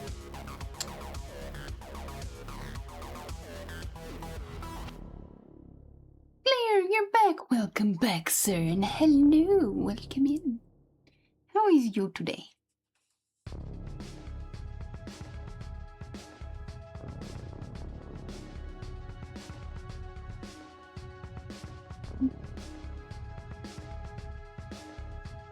I cleaned my face in hopes that would work, but as soon as I look down at this book, my eyes instantly start to scream at me. You're putting in a chuck roast? Ooh, nice. And thank you for the lurk while you're cooking.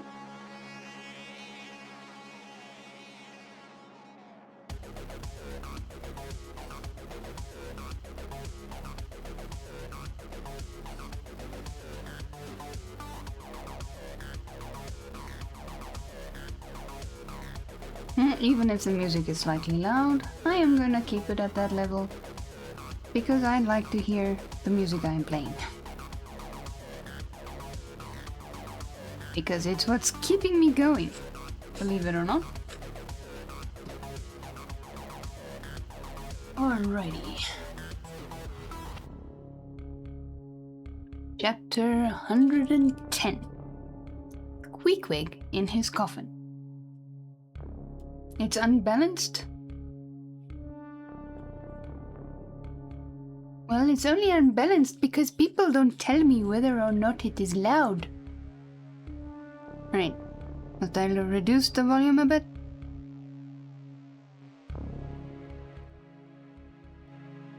Is that better?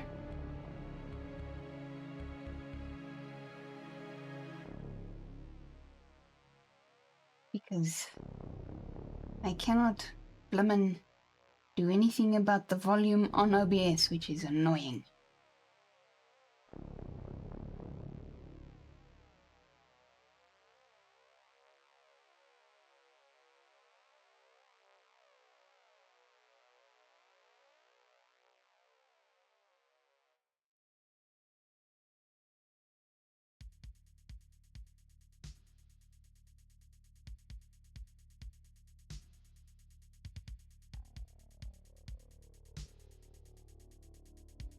Alrighty. Well, it's as low as I had it before. Bleh. Queequeg is in his coffin, apparently. Hey, Jen! Welcome back to you. How's the music?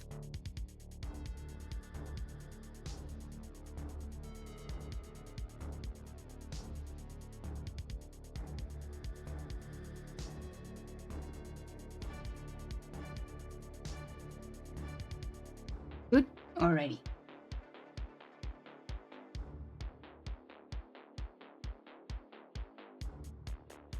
Let's hope nobody does a sound redeem because it's gonna be loud. And it's gonna be double on the stream. Like last time. Who was it?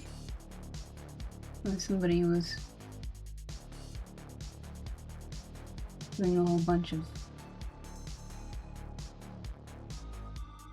Yes, Golden Lunar Moth did the 15-bit sounds thingy. It was double, which is funny. Alrighty, Queequeg in his coffin. Upon searching, it was found that the casks had last struck into the hold were perfectly sound, and that the leak must be further off. So, it being calm weather, they broke out deeper and deeper, disturbing the slumbers of the huge ground tier butts. And from that black midnight sending those gigantic moles into the daylight above, so deep did they go, and so ancient and corroded and weedy the aspect of the lowermost puncheons, that you almost looked next for some moldy cornerstone cask containing coins of Captain Noah, with copies of the posted placards, vainly warning the infatuated old world from the flood. Tiers after tiers, too, of water and bread and beef and shooks of staves and iron bundles of hoop were hoisted out, till at last the piled decks were hard to get about, and the hollow hull echoed underfoot, as if you were treading over empty catacombs, and reeled and rolled in the sea like an air-freighted demijohn. I don't know what the demijohn is. Top heavy was the ship, as a dinnerless student with all Aristotle in his head. Well, was it that the typhoons did not visit them then? Now, at this time it was that my poor pagan companion and fast bosom friend, Queequeg, was seized with a fever, which brought him nigh to his endless end. Whoops. Be it said that in this vocation of whaling, sinecures were unknown. Dignity and danger go hand in hand. till you get to be captain. The higher you rise, the harder you toil. So with poor Queequeg, who, as harpooner, must not only face all the rage of the living whale, but, as we have elsewhere seen, mount his dead back in a rolling sea, and finally descend into the gloom of the hold, and bitterly sweating all day in that subterraneous confinement, resolutely manhandle the clumsiest casks, and see to their stowage. To be short, among whalemen, the harpooneers are the holders, so-called. Yeah, they do quite the heavy lifting on the ships. Poor Queequeg, when the ship was about half disemboweled, you should have stooped over the hatchway and peered down upon him there, where, stripped to his woolen drawers, the tattoo savage was crawling about amid the dampness and slime, like a green spotted lizard at the bottom of a well. And a well, or an ice house, it somehow proved to him, poor pagan, where, strange to say, for all the heat of his sweatings, he caught a terrible chill which lapsed into a fever, and at last, after some days' suffering, laid him in his hammock, close to the very sill of the door of death. How he wasted and wasted away in those few long lingering days, till there seemed but little left of him but his frame and tattooing. But as all else in him thinned, and his cheekbones grew sharper, his eyes, nevertheless, seemed growing fuller and fuller. They became of a strange softness of lustre, and mildly but deeply looked out at you there from his sickness, a wondrous testimony to that immortal health in him which could not die, or be weakened. And like circles on the water, which, as they grow fainter, expand, so his eyes seemed rounding and rounding, like the rings of eternity. An awe that cannot be named would steal over you as you sat by the side of this waning savage, and saw as strange things in his face as any beheld who were bystanders when Zoroaster died. For whatever is truly wondrous and fearful in man, never yet was put into words or books. And the drawing near of death, which alike levels all, alike impresses all with a last revelation, which only an author from the dead could adequately tell.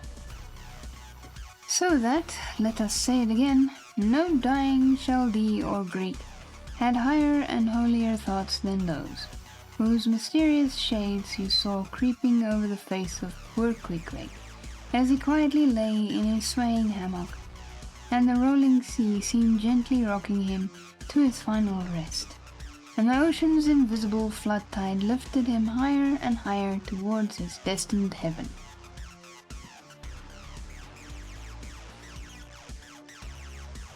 Not a man of the crew but gave him up, and, as for Queequeg himself, what he thought of his case was forcibly shown by curious favour he asked. He called one to him in the grey morning watch, when the day was just breaking, and taking his hand said that while in Nantucket he had chanced to see certain little canoes of dark wood, like the rich war-wood of his native isles, and upon inquiry he had learned that all whalemen who died in Nantucket were laid in those dark canoes. He's talking about coffins.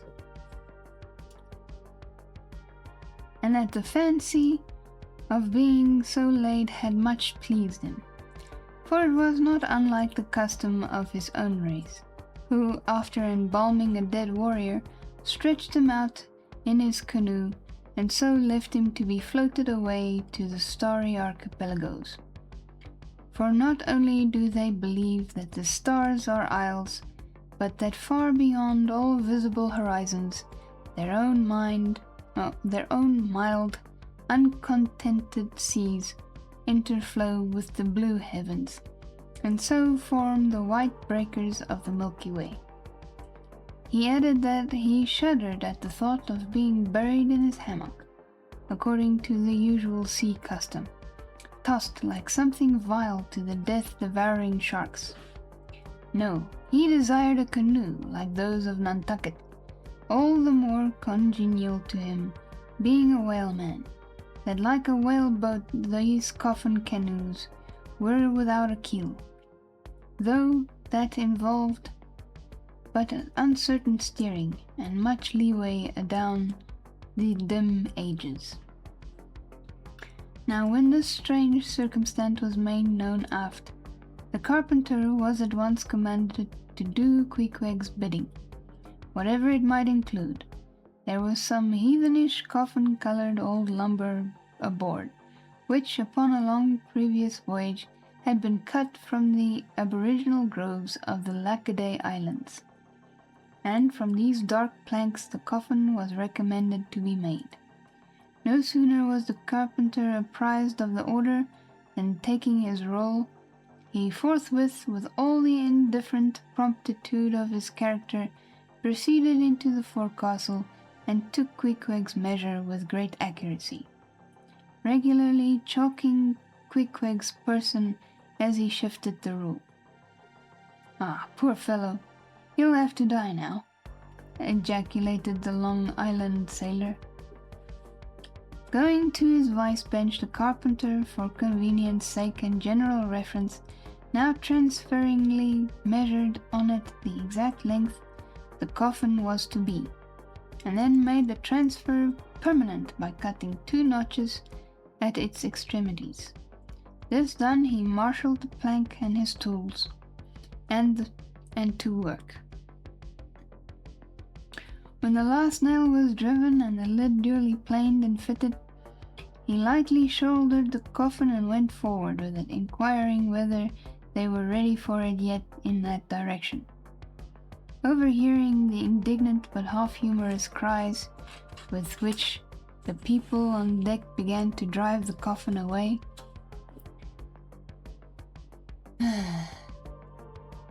Queequeg, to everyone's consternation, commanded that the thing should be instantly brought to him.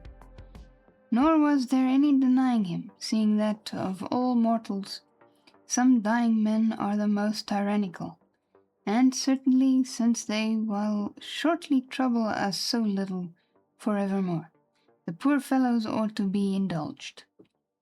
Leaning over in his hammock, Queequeg long regarded the coffin with an attentive eye. Then he called for his harpoon, had the wooden stock drawn from it, and then had the iron part placed in the coffin, along with one of the paddles of his boat, all by his own request. Also, biscuits were then ranged round the sides within. A flask of fresh water, was placed at the head, and a small bag of woody earth scraped up in the hold at the foot, and a piece of sailcloth being rolled up for a pillow.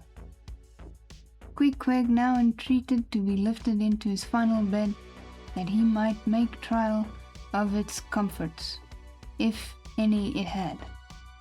He lay without moving a few minutes, then told one to go to his bed and bring out his little god, Yojo. Then, crossing his arms on his breast with Yojo between, he called for the coffin lid. Hatch, he called it, to be placed over him. The head part turned over with a leather hinge, and there lay Queequeg in his coffin, with little but his composed countenance in view. "Rarmai, it will do, it is easy," he murmured at last, and signed to be replaced in his hammock. But ere this was done, Pip, who had been slyly hovering nearby all the while, drew nigh to him where he lay, and with soft sobbings took him by the hand, in the other holding his tambourine. Poor Rover, will ye never have done with all this weary roving? Where go ye now? But if the current carry ye to those sweet Antilles, where the beaches are now beat with water lilies, will ye do one little errand for me? Seek out one Pip, who's now been missing long. I think he's in those far Antilles. If ye find him, then comfort him, for he must be very sad. For look, he's left his tambourine behind. I found it, rig-a-dig-dig. Now quick, die, and I'll beat ye your dying march. I have heard, murmured Starbuck, gazing down the scuttle, that in violent fevers men, all ignorance, have talked in ancient tongues, and that when the mystery is probed, it turns out always that in their wholly forgotten childhood those ancient tongues had been really spoken in their hearing by some lofty scholars. The here is Queequeg.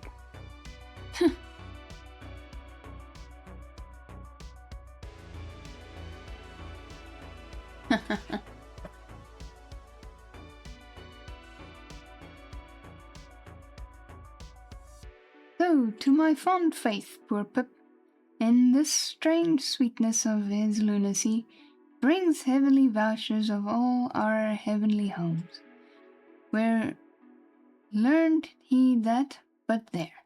Hark, he speaks again, but more wildly now. Form 2 and 2, let's make a general of him. Ho, where's his harpoon? Lay it across here. Rig-a-dig-dig-dig. What? Rig-a-dig-dig-dig. Huzzah! Oh, for a gamecock now to sit upon his head and crow. Queequeg dies game. Mind ye that, Queequeg dies game. Take good heed of that. I'm not going to keep on reading that song.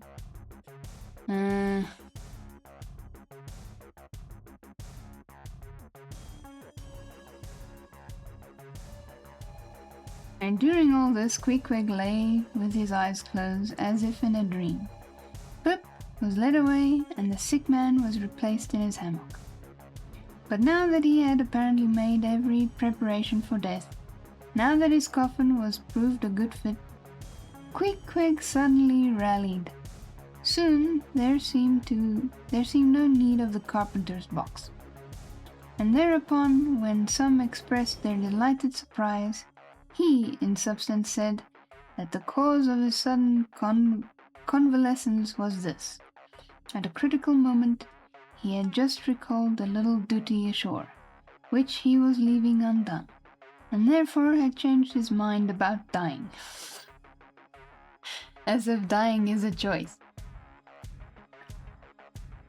He could not die yet, he averred. They asked him then whether to live or die was a matter of his own sovereign will and pleasure. He answered certainly. In a word, it was Queequeg's conceit that if a man made up his mind to live, mere sickness could not kill him. Nothing but a whale, or a gale, or some violent, ungovernable, unintelligent destroyer of that sort. Now, there is this noteworthy difference between savage and civilized, that while a sick, civilized man may be 6 months convalescing, generally speaking, a sick savage is almost half well again in a day. So, in good time, my Queequeg gained strength, and at length, after sitting on the windlass for a few indolent days, but eating with a vigorous appetite, he suddenly leaped to his feet. Threw out his arms and legs, gave himself a good stretching, yawned a little bit, and then springing into the head of his hoisted boat, and poising a harpoon, pronounced himself fit for a fight. With a wild whimsiness, he now used his coffin for a sea chest, and emptying into it his canvas bag and clothes, set them in order there. Many spare hours he spent in carving the lid with all manner of grotesque figures and drawings. And it seemed that hereby he was striving, in his rude way, to copy parts of the twisted tattooing on his body. And this tattooing had been the work of a departed prophet and seer of his island, who, by those hieroglyphic marks, had written out on his body a complete theory of the heavens and the earth, and a mystical treatise on the art of attaining truth. So that Queequeg in his own proper person was a riddle to unfold, a wondrous work in one volume, but whose mysteries not even himself could read, though his own live heart beat against him, and these mysteries were therefore destined in the end to moulder away with the living parchment, whereon they were inscribed, and so be unsolved to the last. And this thought it must have been which suggested to Ahab that wild exclamation of his, when one morning turning away from surveying poor Queequeg, "O devilish tantalization of the gods."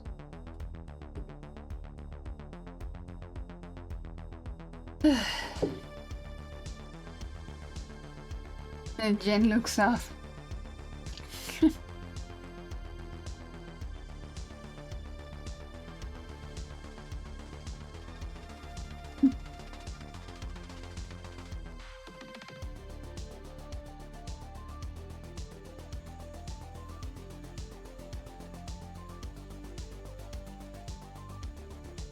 I almost stayed away a little bit longer during break. Sore eyes, they're actually a little bit better now. Because, like I said, I cleaned my face. They're still a little tired or unhappy. But at least they're not as bad as they were before break.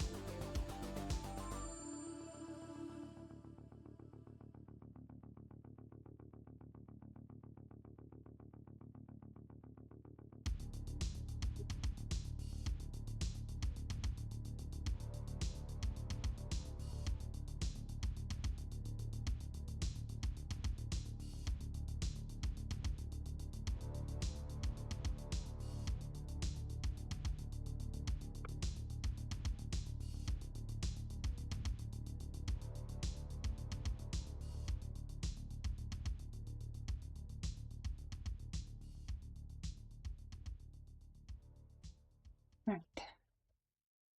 Gamer shades?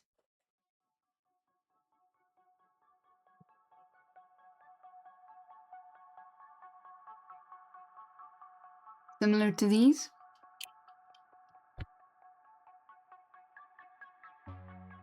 But these are normal shades though.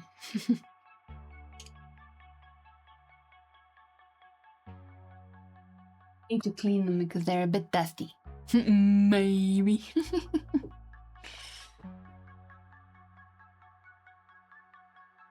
Bit dusty though.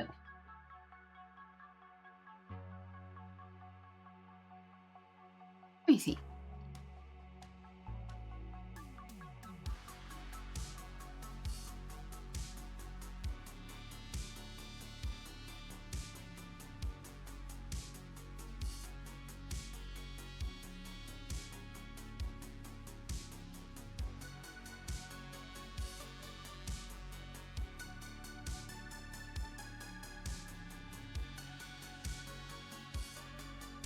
I think maybe the lights are not helping.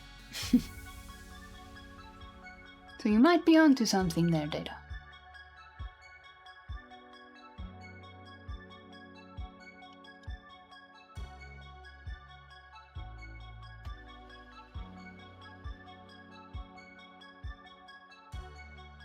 It is a little bit dark though.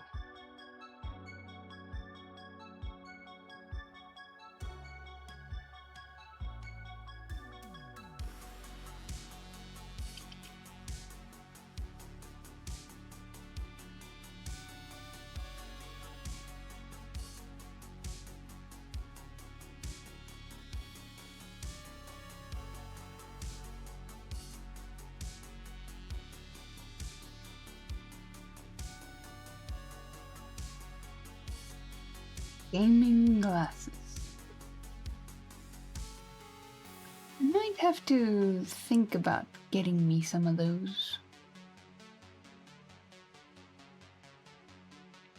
Question is, do they look as cool as this? That's the question.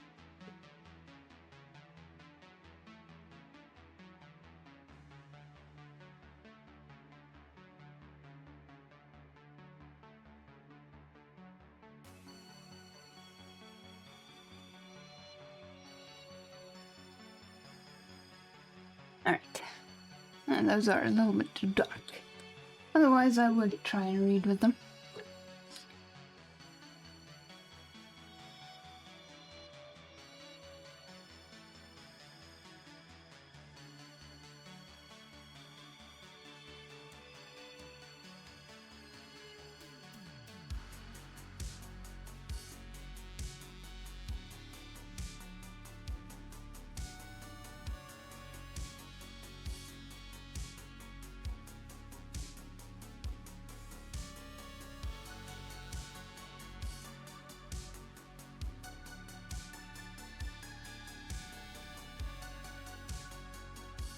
This melody reminds me of a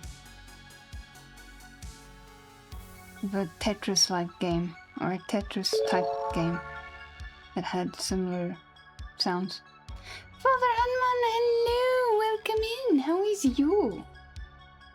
What's up? Is calling someone a nerd cool here? Absolutely. How is you, Father Hanman? Welcome in. I'm back, and all 410 Oz of chuck roast is in for 3 hours. Wow. Nice. Thank you for that shouty there, Data. What's up, nerd? Beep bop boop. What's up? I'm doing well, thanks.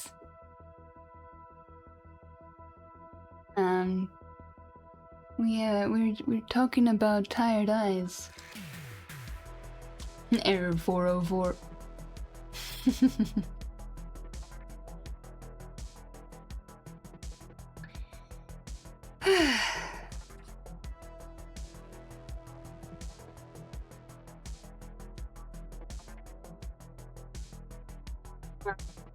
So, what is this symbol to everyone? What, the hash? It's just a hash. If it's in front of a number, it means number. So like hash 4 means number 4. If it's behind a number, then it's just a hash.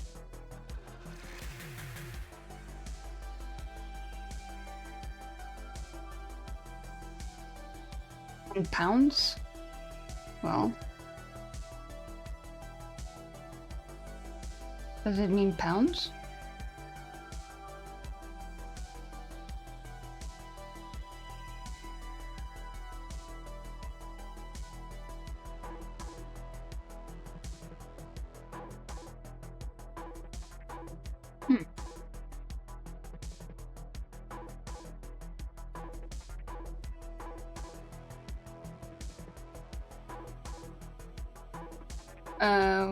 What doesn't work, Dana?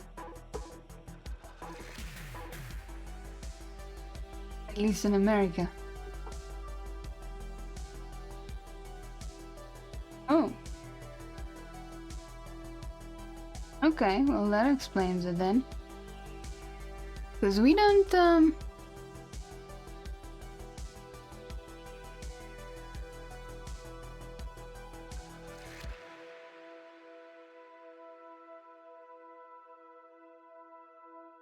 we don't use that for pounds here, I don't think.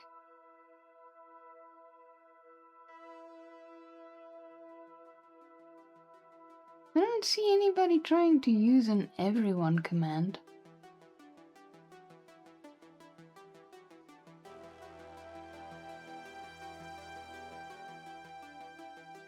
Yeah, I'm missing something?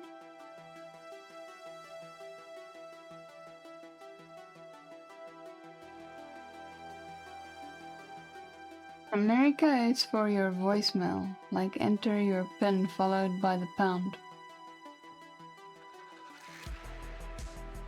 And here we call it hash.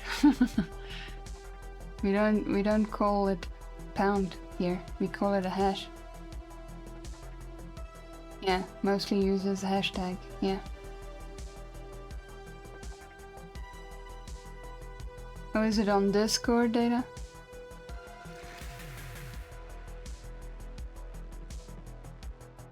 I've got my Discord switched off so it can stay quiet. I'm not sure what's going on Discord. Are we speaking a different language to you about this silly little symbol? It is definitely different. Because we don't use it for pound here. What do we use? We use different symbol.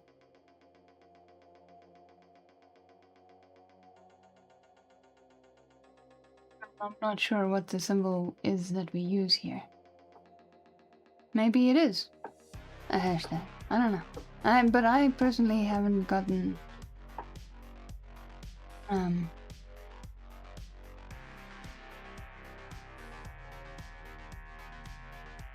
know,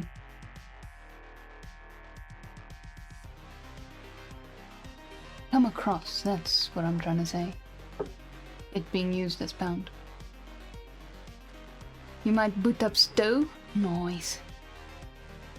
And here I think hash is a nickname for certain drugs. I've heard of that.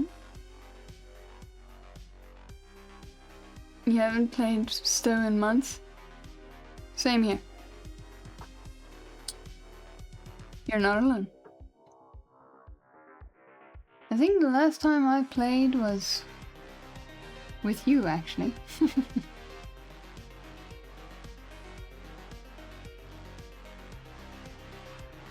Yeah. It's actually quite common to hear hash being used as a nickname for certain drugs. I wonder, is the word drugs auto-botted? Somebody type that word. I want to see. Doesn't help I do it because I don't get blocked.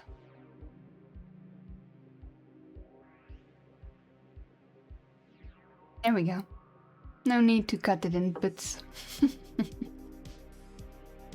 Drugs are bad, yeah. Drugs, yeah. Some good testing going on here. I was about to say that the last time I played Stowe was with you. I know, right? It's a long time ago. It is now the summer event. You can go to Risa, Father Hanman. So be sure to not miss out on that.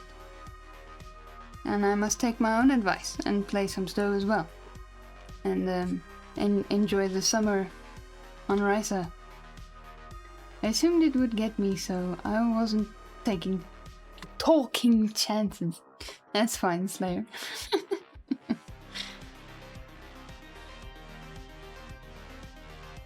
Yeah. I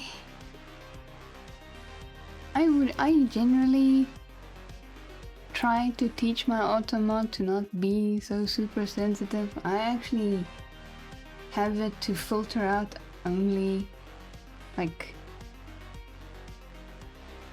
you know, like insults and really bad words, but it just grabs whatever. And I don't know why. I can't emote. I can type pretty much anything, but I won't, or I would get fired. Out of cannon. Out of a cannon. Yeah, you'd be blasted.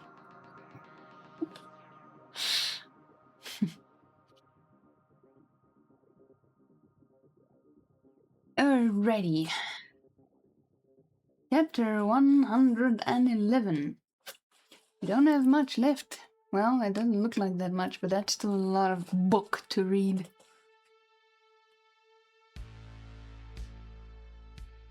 Is any of you guys on an ad break? Because we've got an ad break in progress, apparently.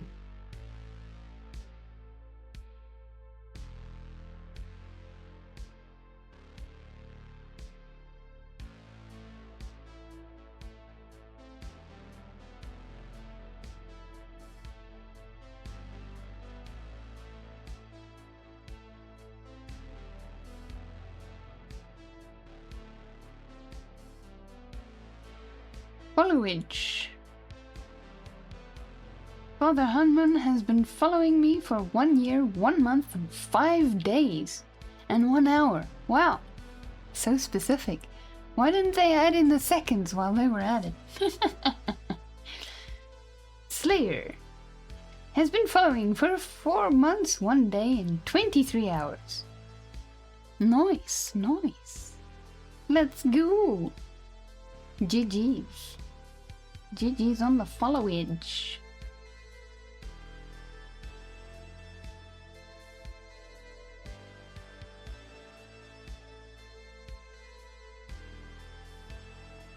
Alrighty.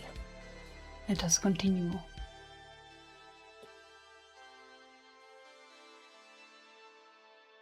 Chapter 111.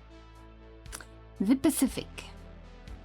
When gliding by the Bashi Isles, we emerged at last upon the great South Sea. Were it not for other things, I could have greeted my dear Pacific with uncounted thanks, for now the long supplication of my youth was answered. That serene ocean rolled eastward from me 1,000 leagues of blue. There is, one knows not what sweet mystery about the sea, whose gently awful stirrings seem to speak of some hidden soul beneath, like those fabled undulations of the Ephesian sod over the buried evangelist St. John. And meet it is, that over these sea pastures, wide rolling watery prairies and potters' fields of all 4 continents, the waves should rise and fall, and ebb and flow unceasingly. For here millions of mixed shades and shadows, drowned dreams, somnambulum, whatever that word is. Let me try again. Somnambulisms,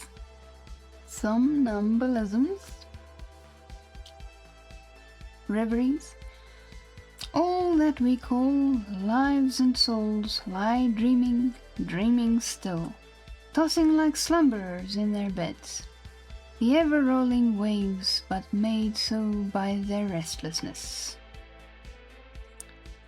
To any meditative Magian rover, this serene Pacific, once beheld, must ever after be the sea of his adoption. It rolls the midmost waters of the world, the Indian Ocean and the Atlantic being but its arms. The same waves wash the malls of the new-built California towns, but yesterday planted by the recentest race of men, and lave the faded but still gorgeous skirts of Asiatic lands, older than Abraham, while all between float milky ways of coral isles, and low-lying endless unknown archipelagos, and impenetrable Japans. A rabbitfish, let's go! Thus this mysterious divine Pacific zones the world's whole bulk about, makes all coasts one bay to it, seems the tide-beating heart of earth.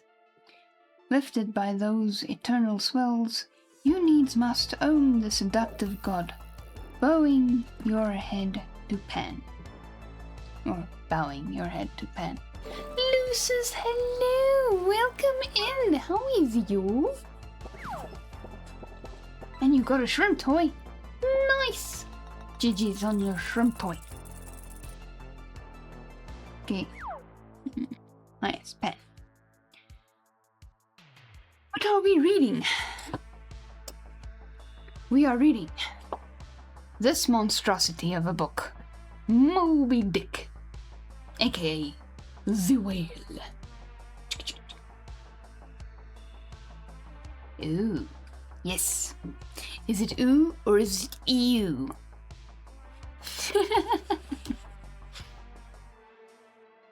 Welcome in. How is you? Hope you are doing well.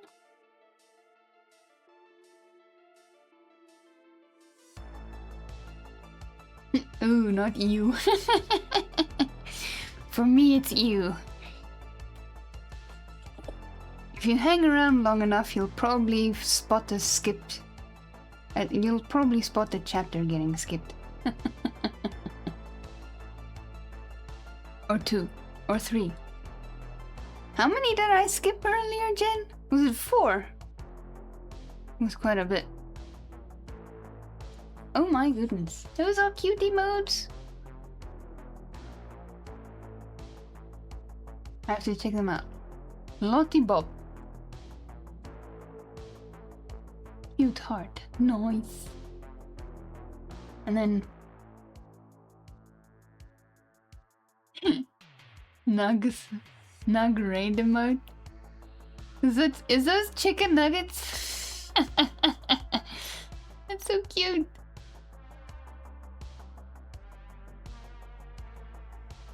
Here's another cute emote. A Bible reading emote. That's so cool. Getting this screen cleaning. Thank you. I appreciate it.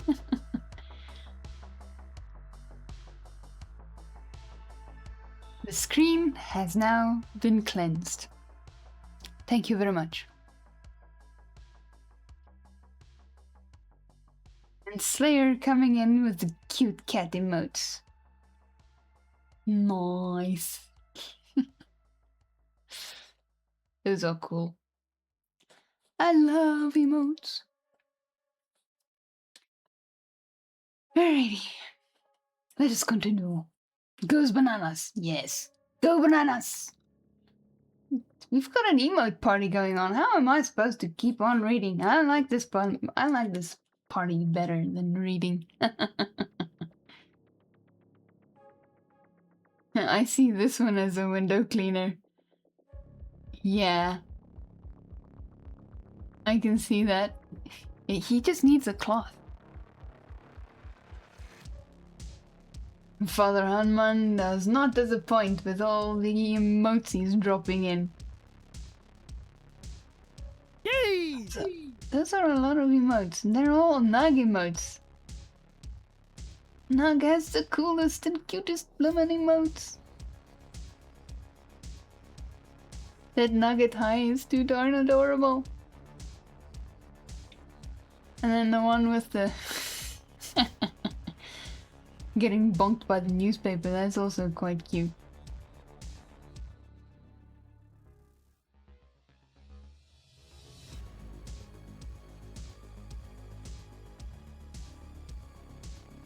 And then we've got Angie emotes. Oh, he's showcasing everything. Those are the ones you have unlocked? Yeah, there's a few of these that I've unlocked and a few that I haven't. And Lucy's bringing in Big Unc's dance emotes.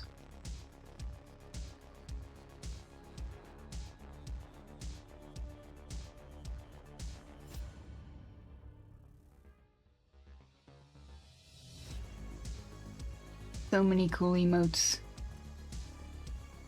And data with our com emotes. Canadian Mountie, there we go. I couldn't remember the second part of his name. Those are cool emotes, let's go! Emote party! And Lucis is showing off her unlocked emotes. Nice. Hold on, let me see which ones I've unlocked. I'll share what I've unlocked as well.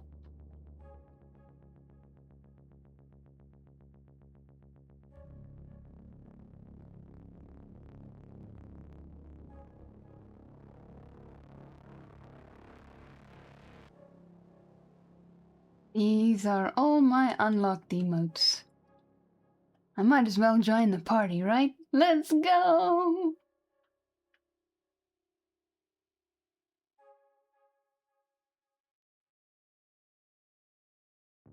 Nice.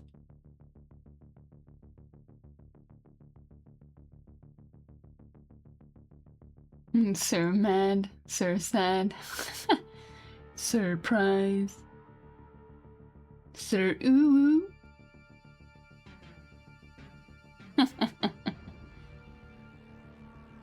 Pineapple on pizza. That's a cool emote. I'm not gonna lie. And all the Catherine emotes, let's go!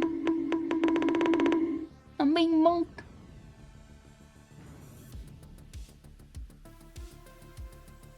I don't like pineapple on pizza, but I like that emote.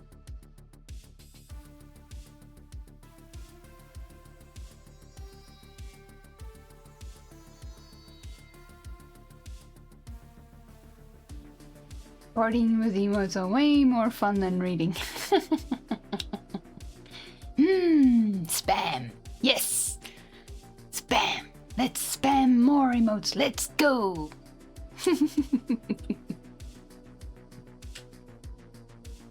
Yeah, I don't mind emote spam. I don't know why people have a problem with emotes in general. There's this one guy, you couldn't even use a single emote in chat when your message would be blocked. And I'm like, okay. That was kind of weird.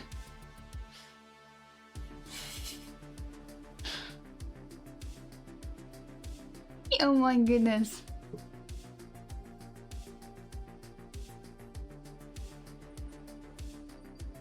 Those are so awesome!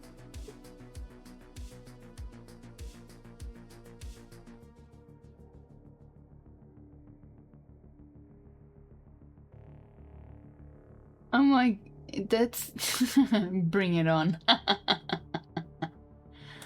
Oh man. Emperor's New Groove. Cusco. There we go. Cusco. When he was a llama. I love that movie. And then we've got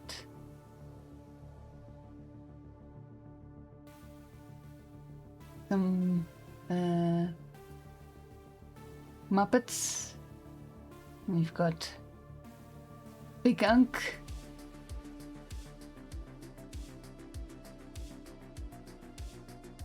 David Diskey. Oh, David Daily Show. I haven't heard of that guy. Learning about other streamers now too. Ah yes, Chemisphere, she's cool.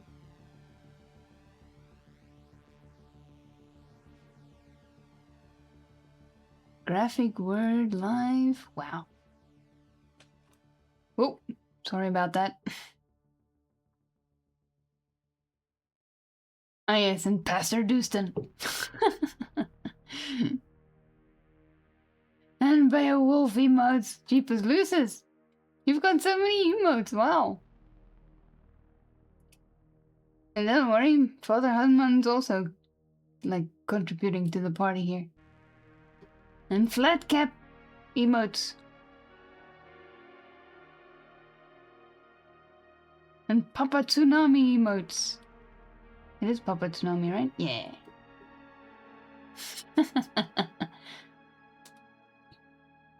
Maybe I'll have a set of cool emotes for me. Ooh. Yeah, I would like to see what kind of emotes you introduce.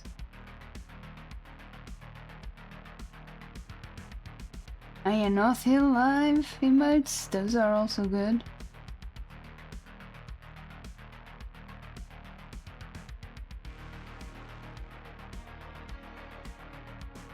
FX Glitch? Don't think I've heard of them. They've got some really cool emotes as well. Wow, it's such a large range of different emotes. It's amazing.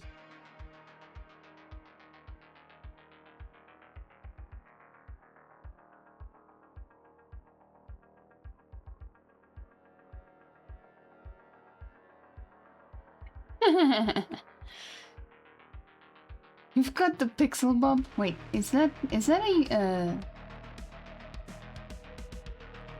a global emote? The Pixel Bob? Yes, it is.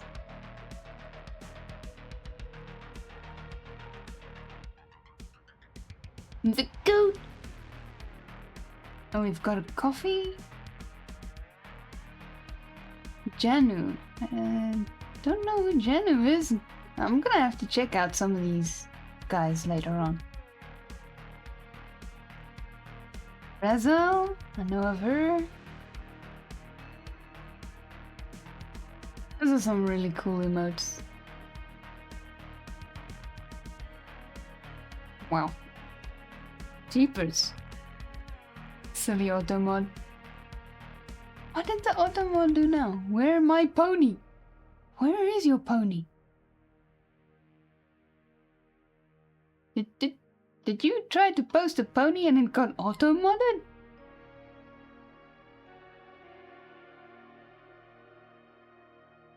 Is that what happened? What the heck? Allow, why?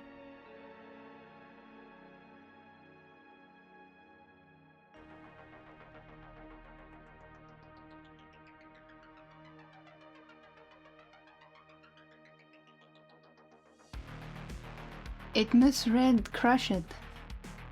That's why it got auto-modded. Oh my word! That's so funny! Oh, there she is. I don't see her. Where is your pony? Repost your pony! I didn't see a pony. It doesn't like this emote. Yes. And I will allow it once more. Hopefully it will remember that it's been allowed. Silly auto mod. I know. It's because it reads it wrong. It misreads it.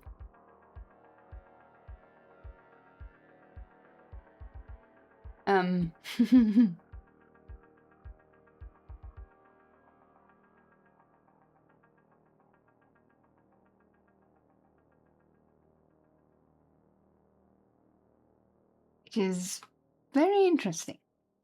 It just shows you that Automod is a little bit not smart. Oh well. Now back to the book.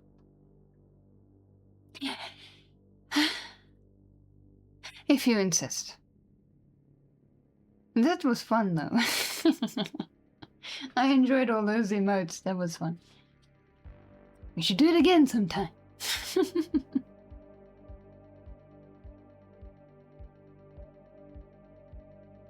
I like that that lol. There are so many of these emotes that I just want to steal. I just want to grab them and use it for myself. Lol, the Twitch god's paranoid? That's very possible.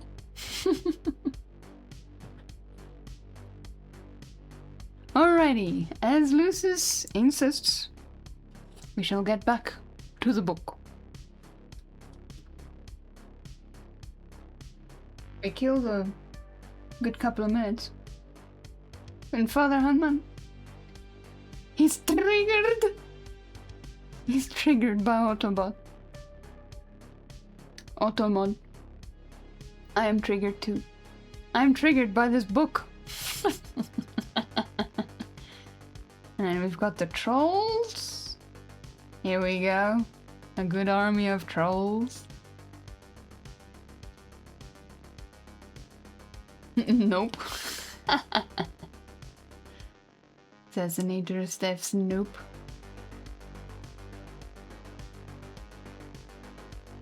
Catherine's panic emote is the best. Caught in 4K. Sus. Bad.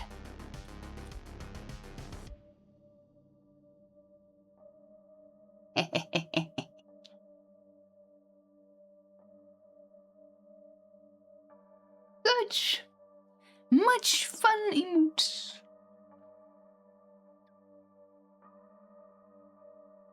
Alright, well, my water is cold, but it's fine. I'll take a sip. And you guys hydrate as well.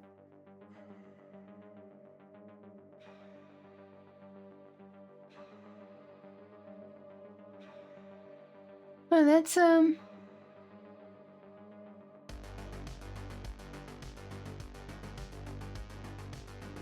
a Hollow Knight character. Nice. And then some more of Catherine's panic emotes.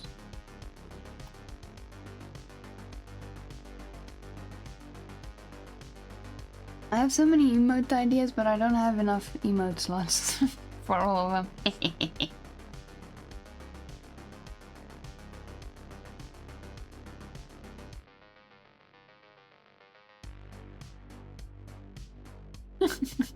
Those eyes ones. And then that later one, cool. Later. Alrighty. But few thoughts of Pan stirred Ahab's brain as standing like an iron statue at his accustomed place. Sherma from Silksong. Yes. From the second Hollow Knight game, yeah. Which I do have, I believe. But I'm nowhere near finishing the first game, so...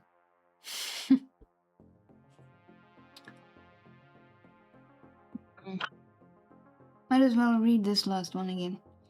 But few thoughts of Pan stirred Ahab's brain, as standing like an iron statue at his accustomed place beside the mizzen rigging. With one nostril he unthinkingly snuffed the sugary musk from the Bashi Isles, in whose sweet woods mild lovers must be walking, and with the other consciously inhaled the salt breath of the new-found sea, that sea in which the hated white whale must even then be swimming. Launched at length upon these almost final waters, and gliding towards the Japanese cruising ground, the old man's purpose intensified itself. His firm lips met with the lips of a vice. The delta of his forehead's veins swelled like overladen brooks. In his very sleep, his ringing cry ran through the vaulted hull. Stern all, the white whale spouts thick blood. Yeah. Old Ahab is all excited for the big white whale. Do you guys think that he'll be able to capture and or kill this white whale?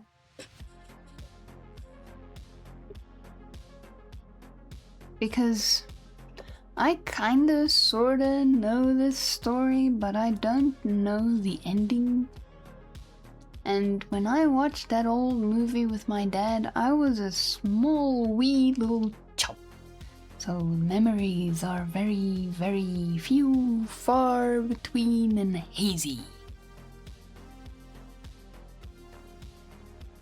What do you guys think? Do you think that Moby Dick will be killed?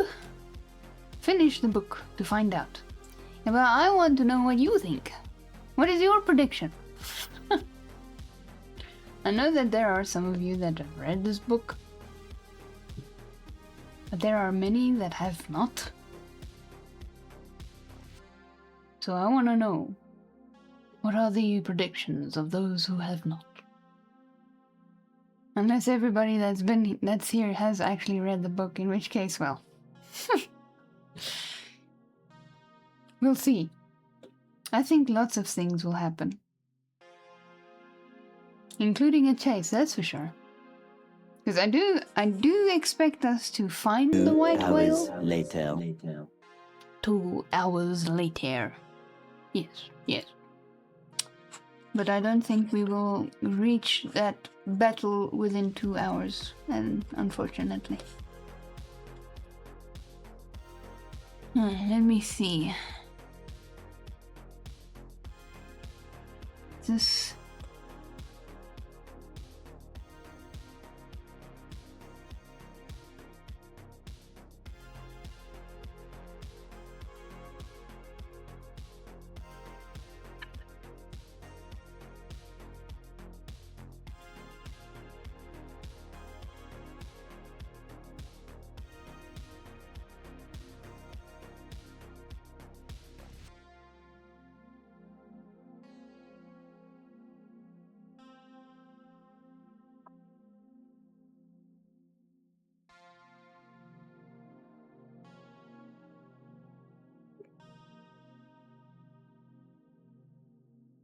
action-packed.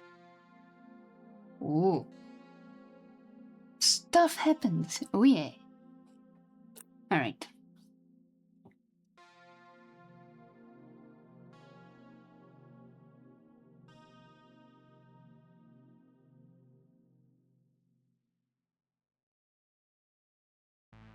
Yeah, we'll skip that one.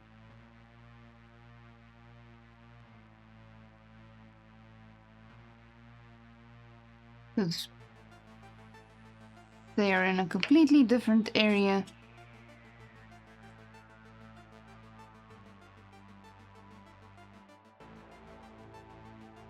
Maybe it's backstory on the blacksmith, but at this rate, I don't care. I just want the story of the whale. She's stalling again. No, I'm actually looking if I need to skip. Because if I don't skip certain chapters, that's the quickest way I give up on this book.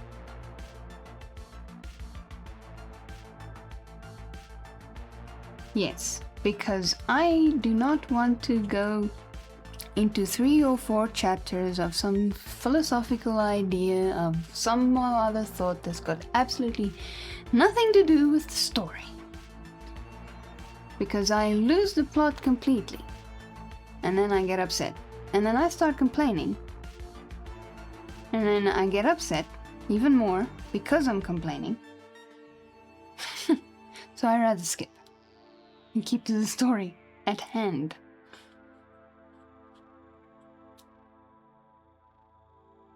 Otherwise, I would have stopped over here.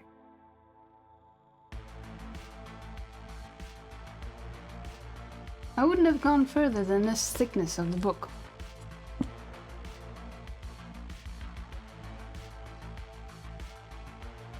My favorite chapter to complain about is how terrifying the color white is. The terror of whiteness, a whole stinking chapter of it. Like 5 or 6 bloomin' pages. It was so tiring. So, I'd rather skip and get somewhere, you know. Otherwise I wouldn't be here in this book.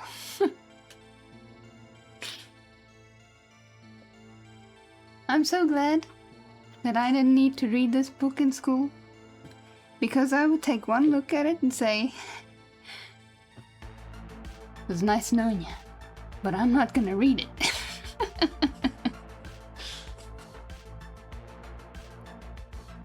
I would watch a movie and use the summary of what I've learned from that in whatever, quiz came for it, so. Yeah. Chapter 113. The Forge. With matted beard and swathed in bristling sharkskin apron, about midday, Perth was standing between his forge and anvil, the latter placed upon an iron wood log, with one hand holding a pike head in the coals, and with the other at his forge's lungs, when Captain Ahab came along, carrying in his hand a small rusty-looking leathern bag. While yet a little distance from the forge, moody Ahab paused, till at last Perth, withdrawing his iron from the fire, began hammering it upon the anvil, a red mass sending off the sparks of thick, hovering flights, some of which flew close to Ahab. "Are these my Mother Carey's chickens, Perth? They are always flying in thy wake, birds of good omen, too, but not to all. Look here, they burn, but thou livest among them without a scorch." "Because I am scorched all over, Captain Ahab," answered Perth, resting for a moment on his hammer. "I am past scorching. Not easily canst thou scorch a scar." "Well, well, no more. Thy shrunk voice sounds shrill." I don't know where the word "shill" came out, but anyway. "Thy shrunk voice sounds too calmly, sadly, woeful to me. In no paradise myself, I am impatient of all misery in others that is not mad."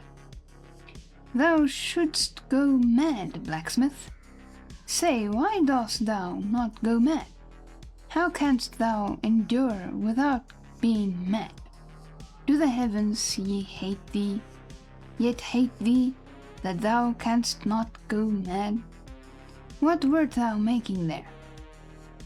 "Welding an old pike head, sir. There were seams and dents in it." "And canst thou make it all smooth again, blacksmith, after such hard usage as it had?" "I think so, sir." The frog? Oh, the forge. Yeah, the forge. But it could be the frog. "And I suppose thou canst smooth almost any seams and dents. Never mind how hard the metal, blacksmith." "Aye, sir, I think I can." "All seams and dents but one." "Look ye here, then," cried Ahab, passionately advancing and leaning with both hands on Perth's shoulders. "Look ye here. Here, can ye smooth out a seam like this, blacksmith?" sweeping one hand across his ribbed brow. "If thou couldst, blacksmith, glad enough would I lay my head upon thy anvil, and feel thy heaviest hammer between my eyes. Answer, canst thou smooth this seam?" "Oh, that is the one, sir. Said I not all seams and dents but one?" "Aye, blacksmith, it is the one. Aye, man, it is unsmoothable.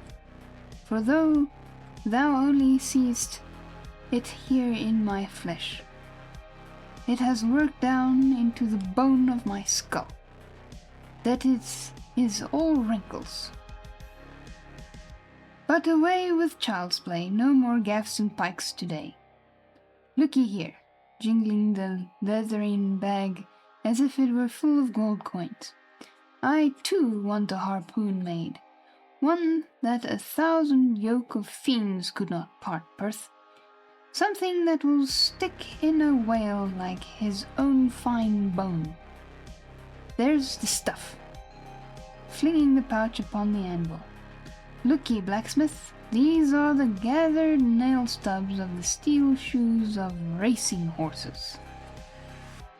"Horseshoe stubs, sir? Why, Captain Ahab, thou hast here, then, the best of stubbornest stuff we blacksmiths ever work. So he's gonna have a hard time. I know it, old man. These stubs will weld together like glue from melted bones of murderers. Quick, forge me the harpoon, and forge me first 12 rods for its shank. Then wind and twist and hammer these 12 together like the yarns and threads of a tow line. Quick, I'll blow the fire. When at last the 12 rods were made, Ahab tried them, one by spiraling them, by his own hand, round a long, heavy iron bolt. A flaw, rejecting the last one. Work that over again, Perth. This done, Perth was about to begin welding the 12 into one, when Ahab stayed his hand and said he would weld his own iron. As then, with regular gasping hems, he hammered on the anvil, Perth passing to him the glowing rods after the other, and the hard-pressed forge shooting up its intense straight flame. The Parsee passed silently, and bowing over his head towards the fire, seemed invoking some curse of some blessing on the toil. But as Ahab looked up, he slid aside.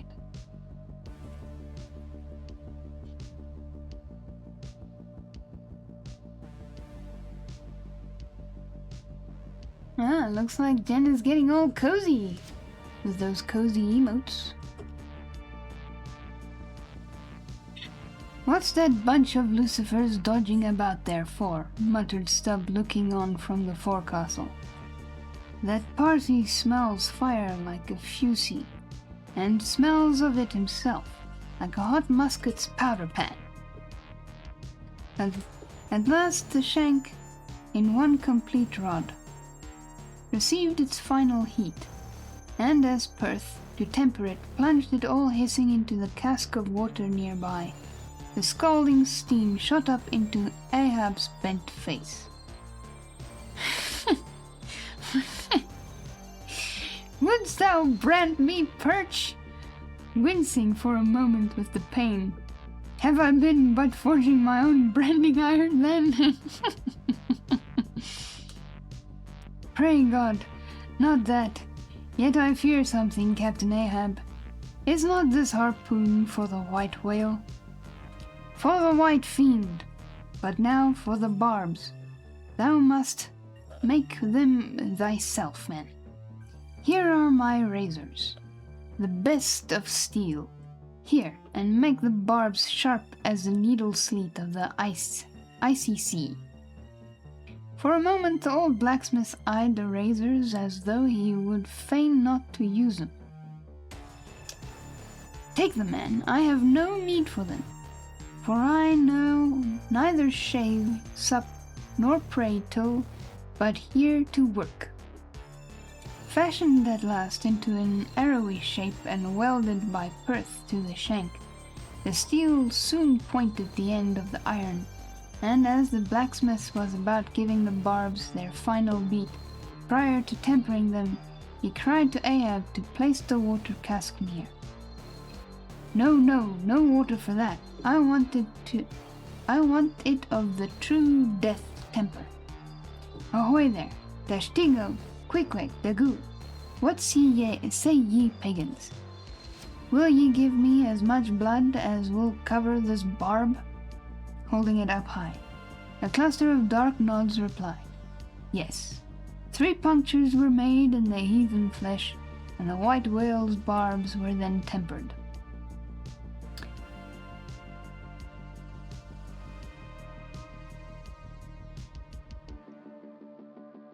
Alright, this is gonna be a little bit difficult to pronounce, but bear with me. Ego non baptizo te in nomen Patris, sed in nomen Diaboli. Deliriously howled Ahab, as the malignant iron scorchingly devoured the baptismal blood. This guy is weird.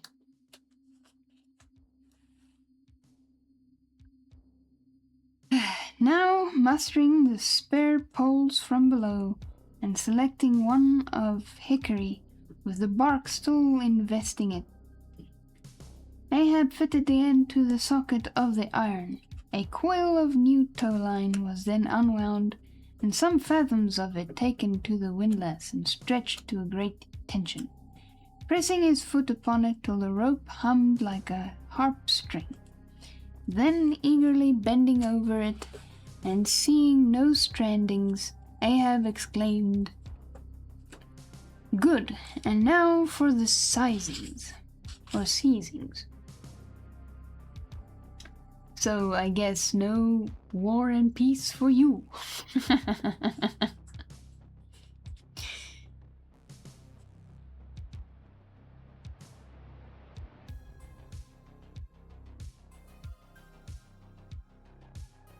Well, perhaps. At one extremity the rope was unstranded, and the separate spread yarns were all braided and woven around the socket of the harpoon. The pole was then driven hard up into the socket. From the lower end the rope was traced halfway along the pole's length, and firmly secured so, with intertwistings of twine. This done, pole, iron, and rope, like the three fates, remained inseparable, and Ahab moodily stalked away with the weapon, the sound of his ivory leg and the sound of the hickory pole both hollowly ringing along every plank. But ere he entered his cabin, a light, unnatural, half-bantering, yet most piteous sound was heard. "O Pep, laugh, thy idle but unresting eye, all thy strange murmurings not unmeaningly blended with the black tragedy of the melancholy ship, and mocked it."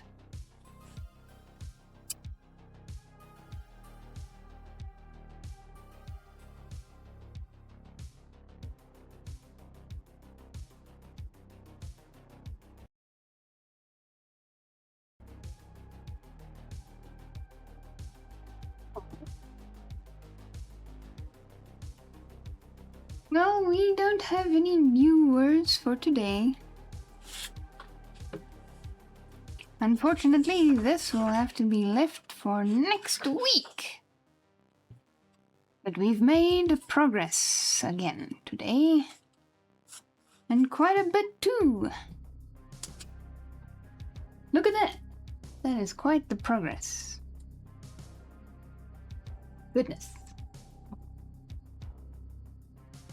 So, next week we will continue. I think I will be streaming exclusively reading Moby Dick up until this dreadful book is finished. Thank you all for coming to my TED Talk.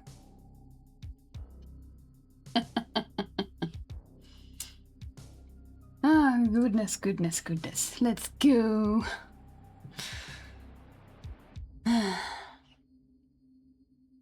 But it was way more fun and a lot more bearable with all those cool emote parties that we've been having today. Much appreciated. I do appreciate all them cool emotes. They are so fun to look at. And it lightens the mood as well. And Data says he's not a cat or a wolf, but you are part of the Wolf Cat clan. So you are a honorary wolf or cat.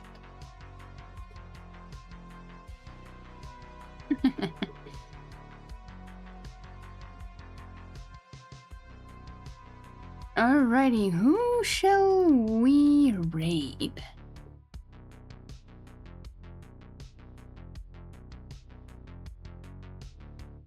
There are too many here. I'm spoiled for choice. I cannot choose who to raid. So if anybody has a suggestion, feel free to drop it in the chat. Not on the floor. I can't see your floor. I can see mine, but not yours. Wolfcat Ensign? Yeah. There we go.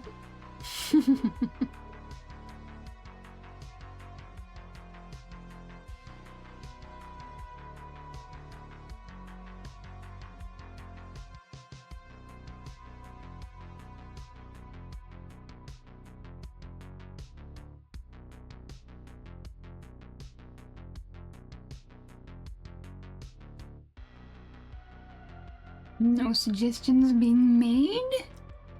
Or maybe people are still looking. I shall wait a while longer. And I will also look, because maybe I might just find somebody.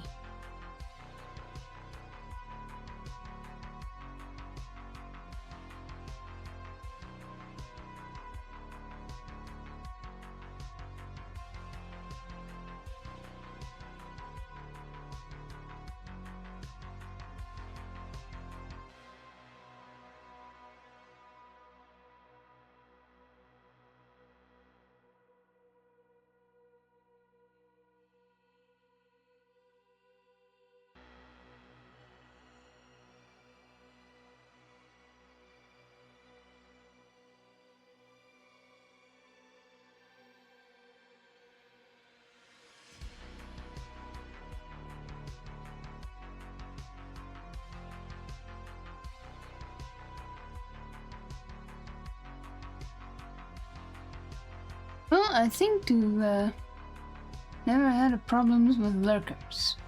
Set bots. Yeah. The only bots allowed are those that we employ.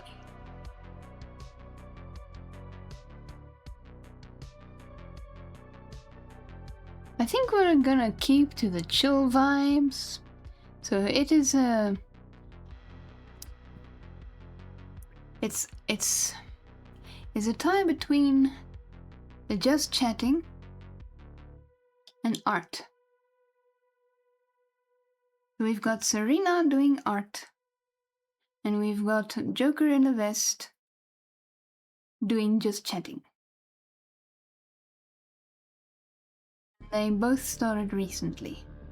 So what do we feel like? Do we feel like just chatting, or do we feel like art?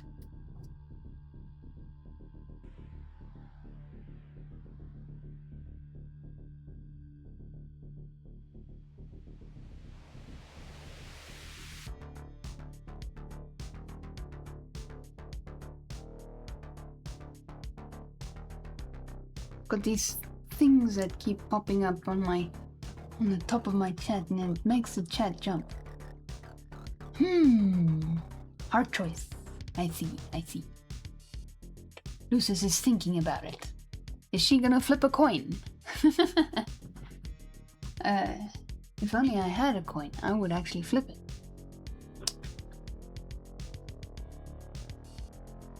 Maybe I should have a coin. I should get me one of those, you know,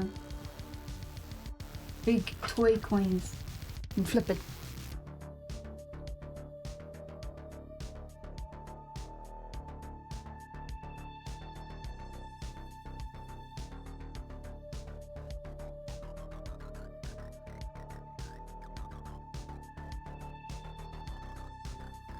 Or make a wheel? What wheel?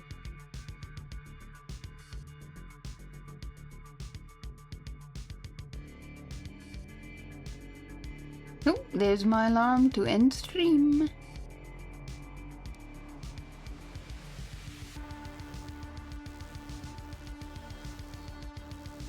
Or vote on it?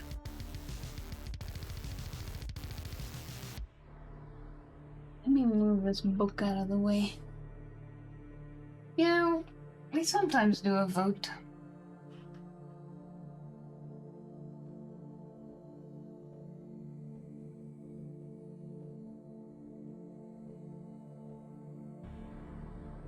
But many times when we do a vote, it doesn't even get voted on.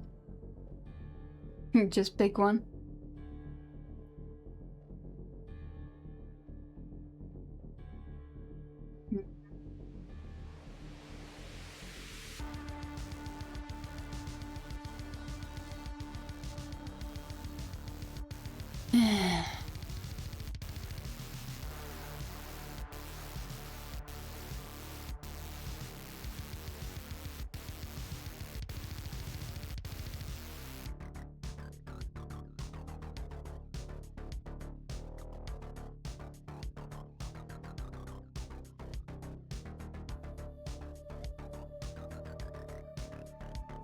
Pick the one with fewer viewers.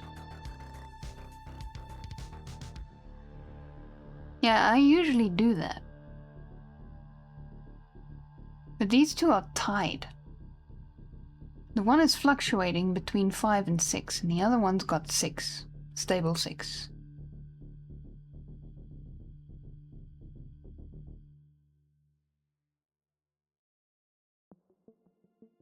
Oh, the one just dropped to 4 for some reason, and that's very strange.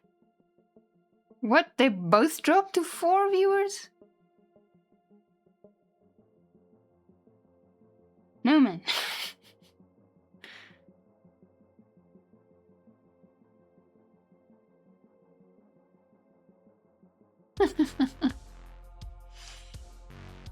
Twitch is trolling.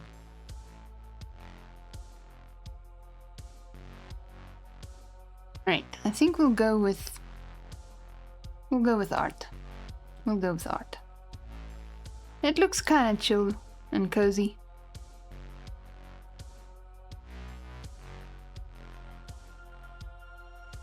Do I have a button for her? I don't think I do, but maybe I do. I don't know.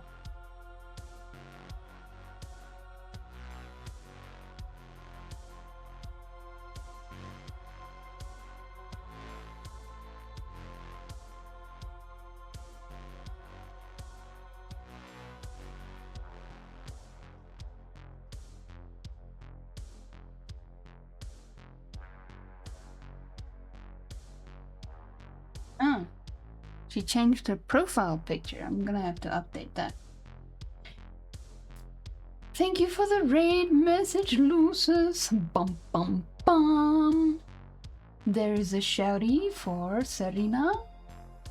Come on. I know you work, you silly button. Come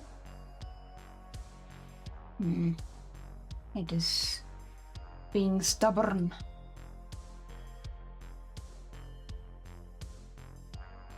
Why is it not wanting to work? I know it works.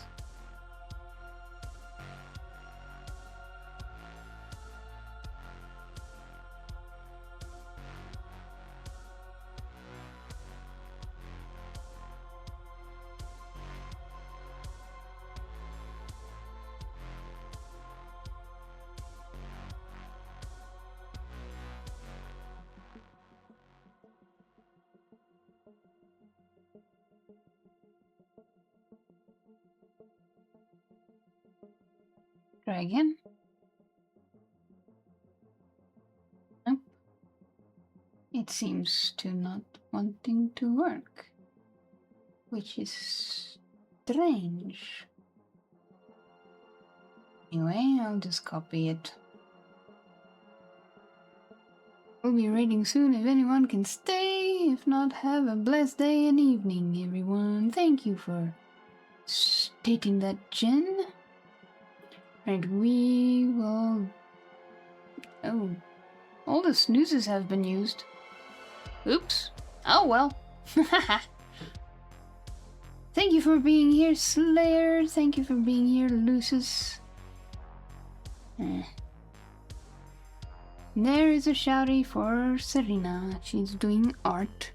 She hasn't started yet, so we'll be in time to catch her first startings on her art.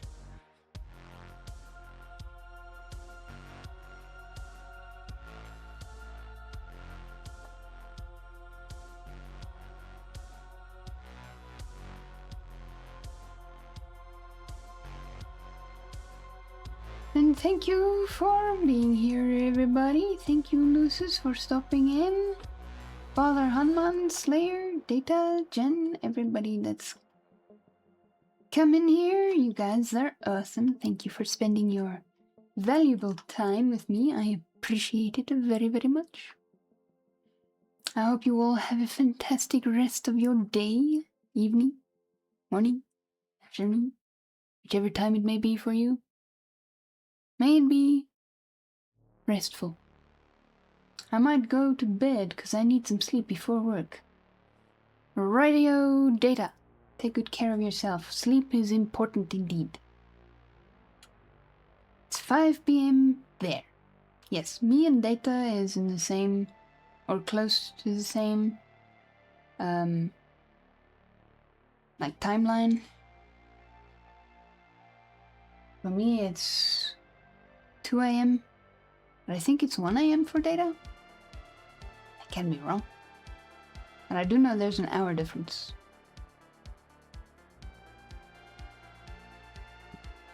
"8 p.m. where Luce's is. No more screaming wolfcat before work."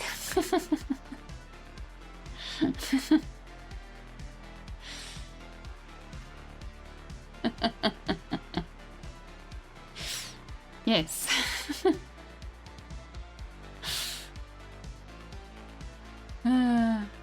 But you have yourself a good sleep, Data.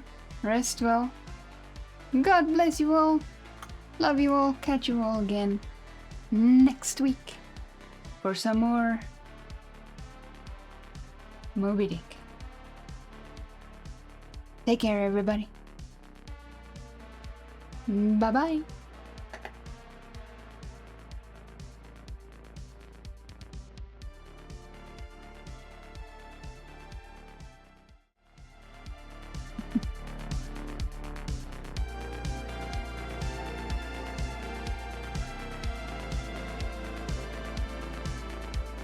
Raid! Ah! Yes, we are raiding.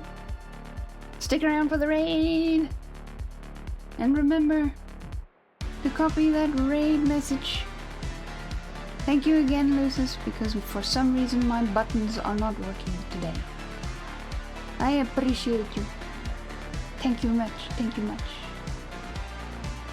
Take care, everybody. Bye-bye.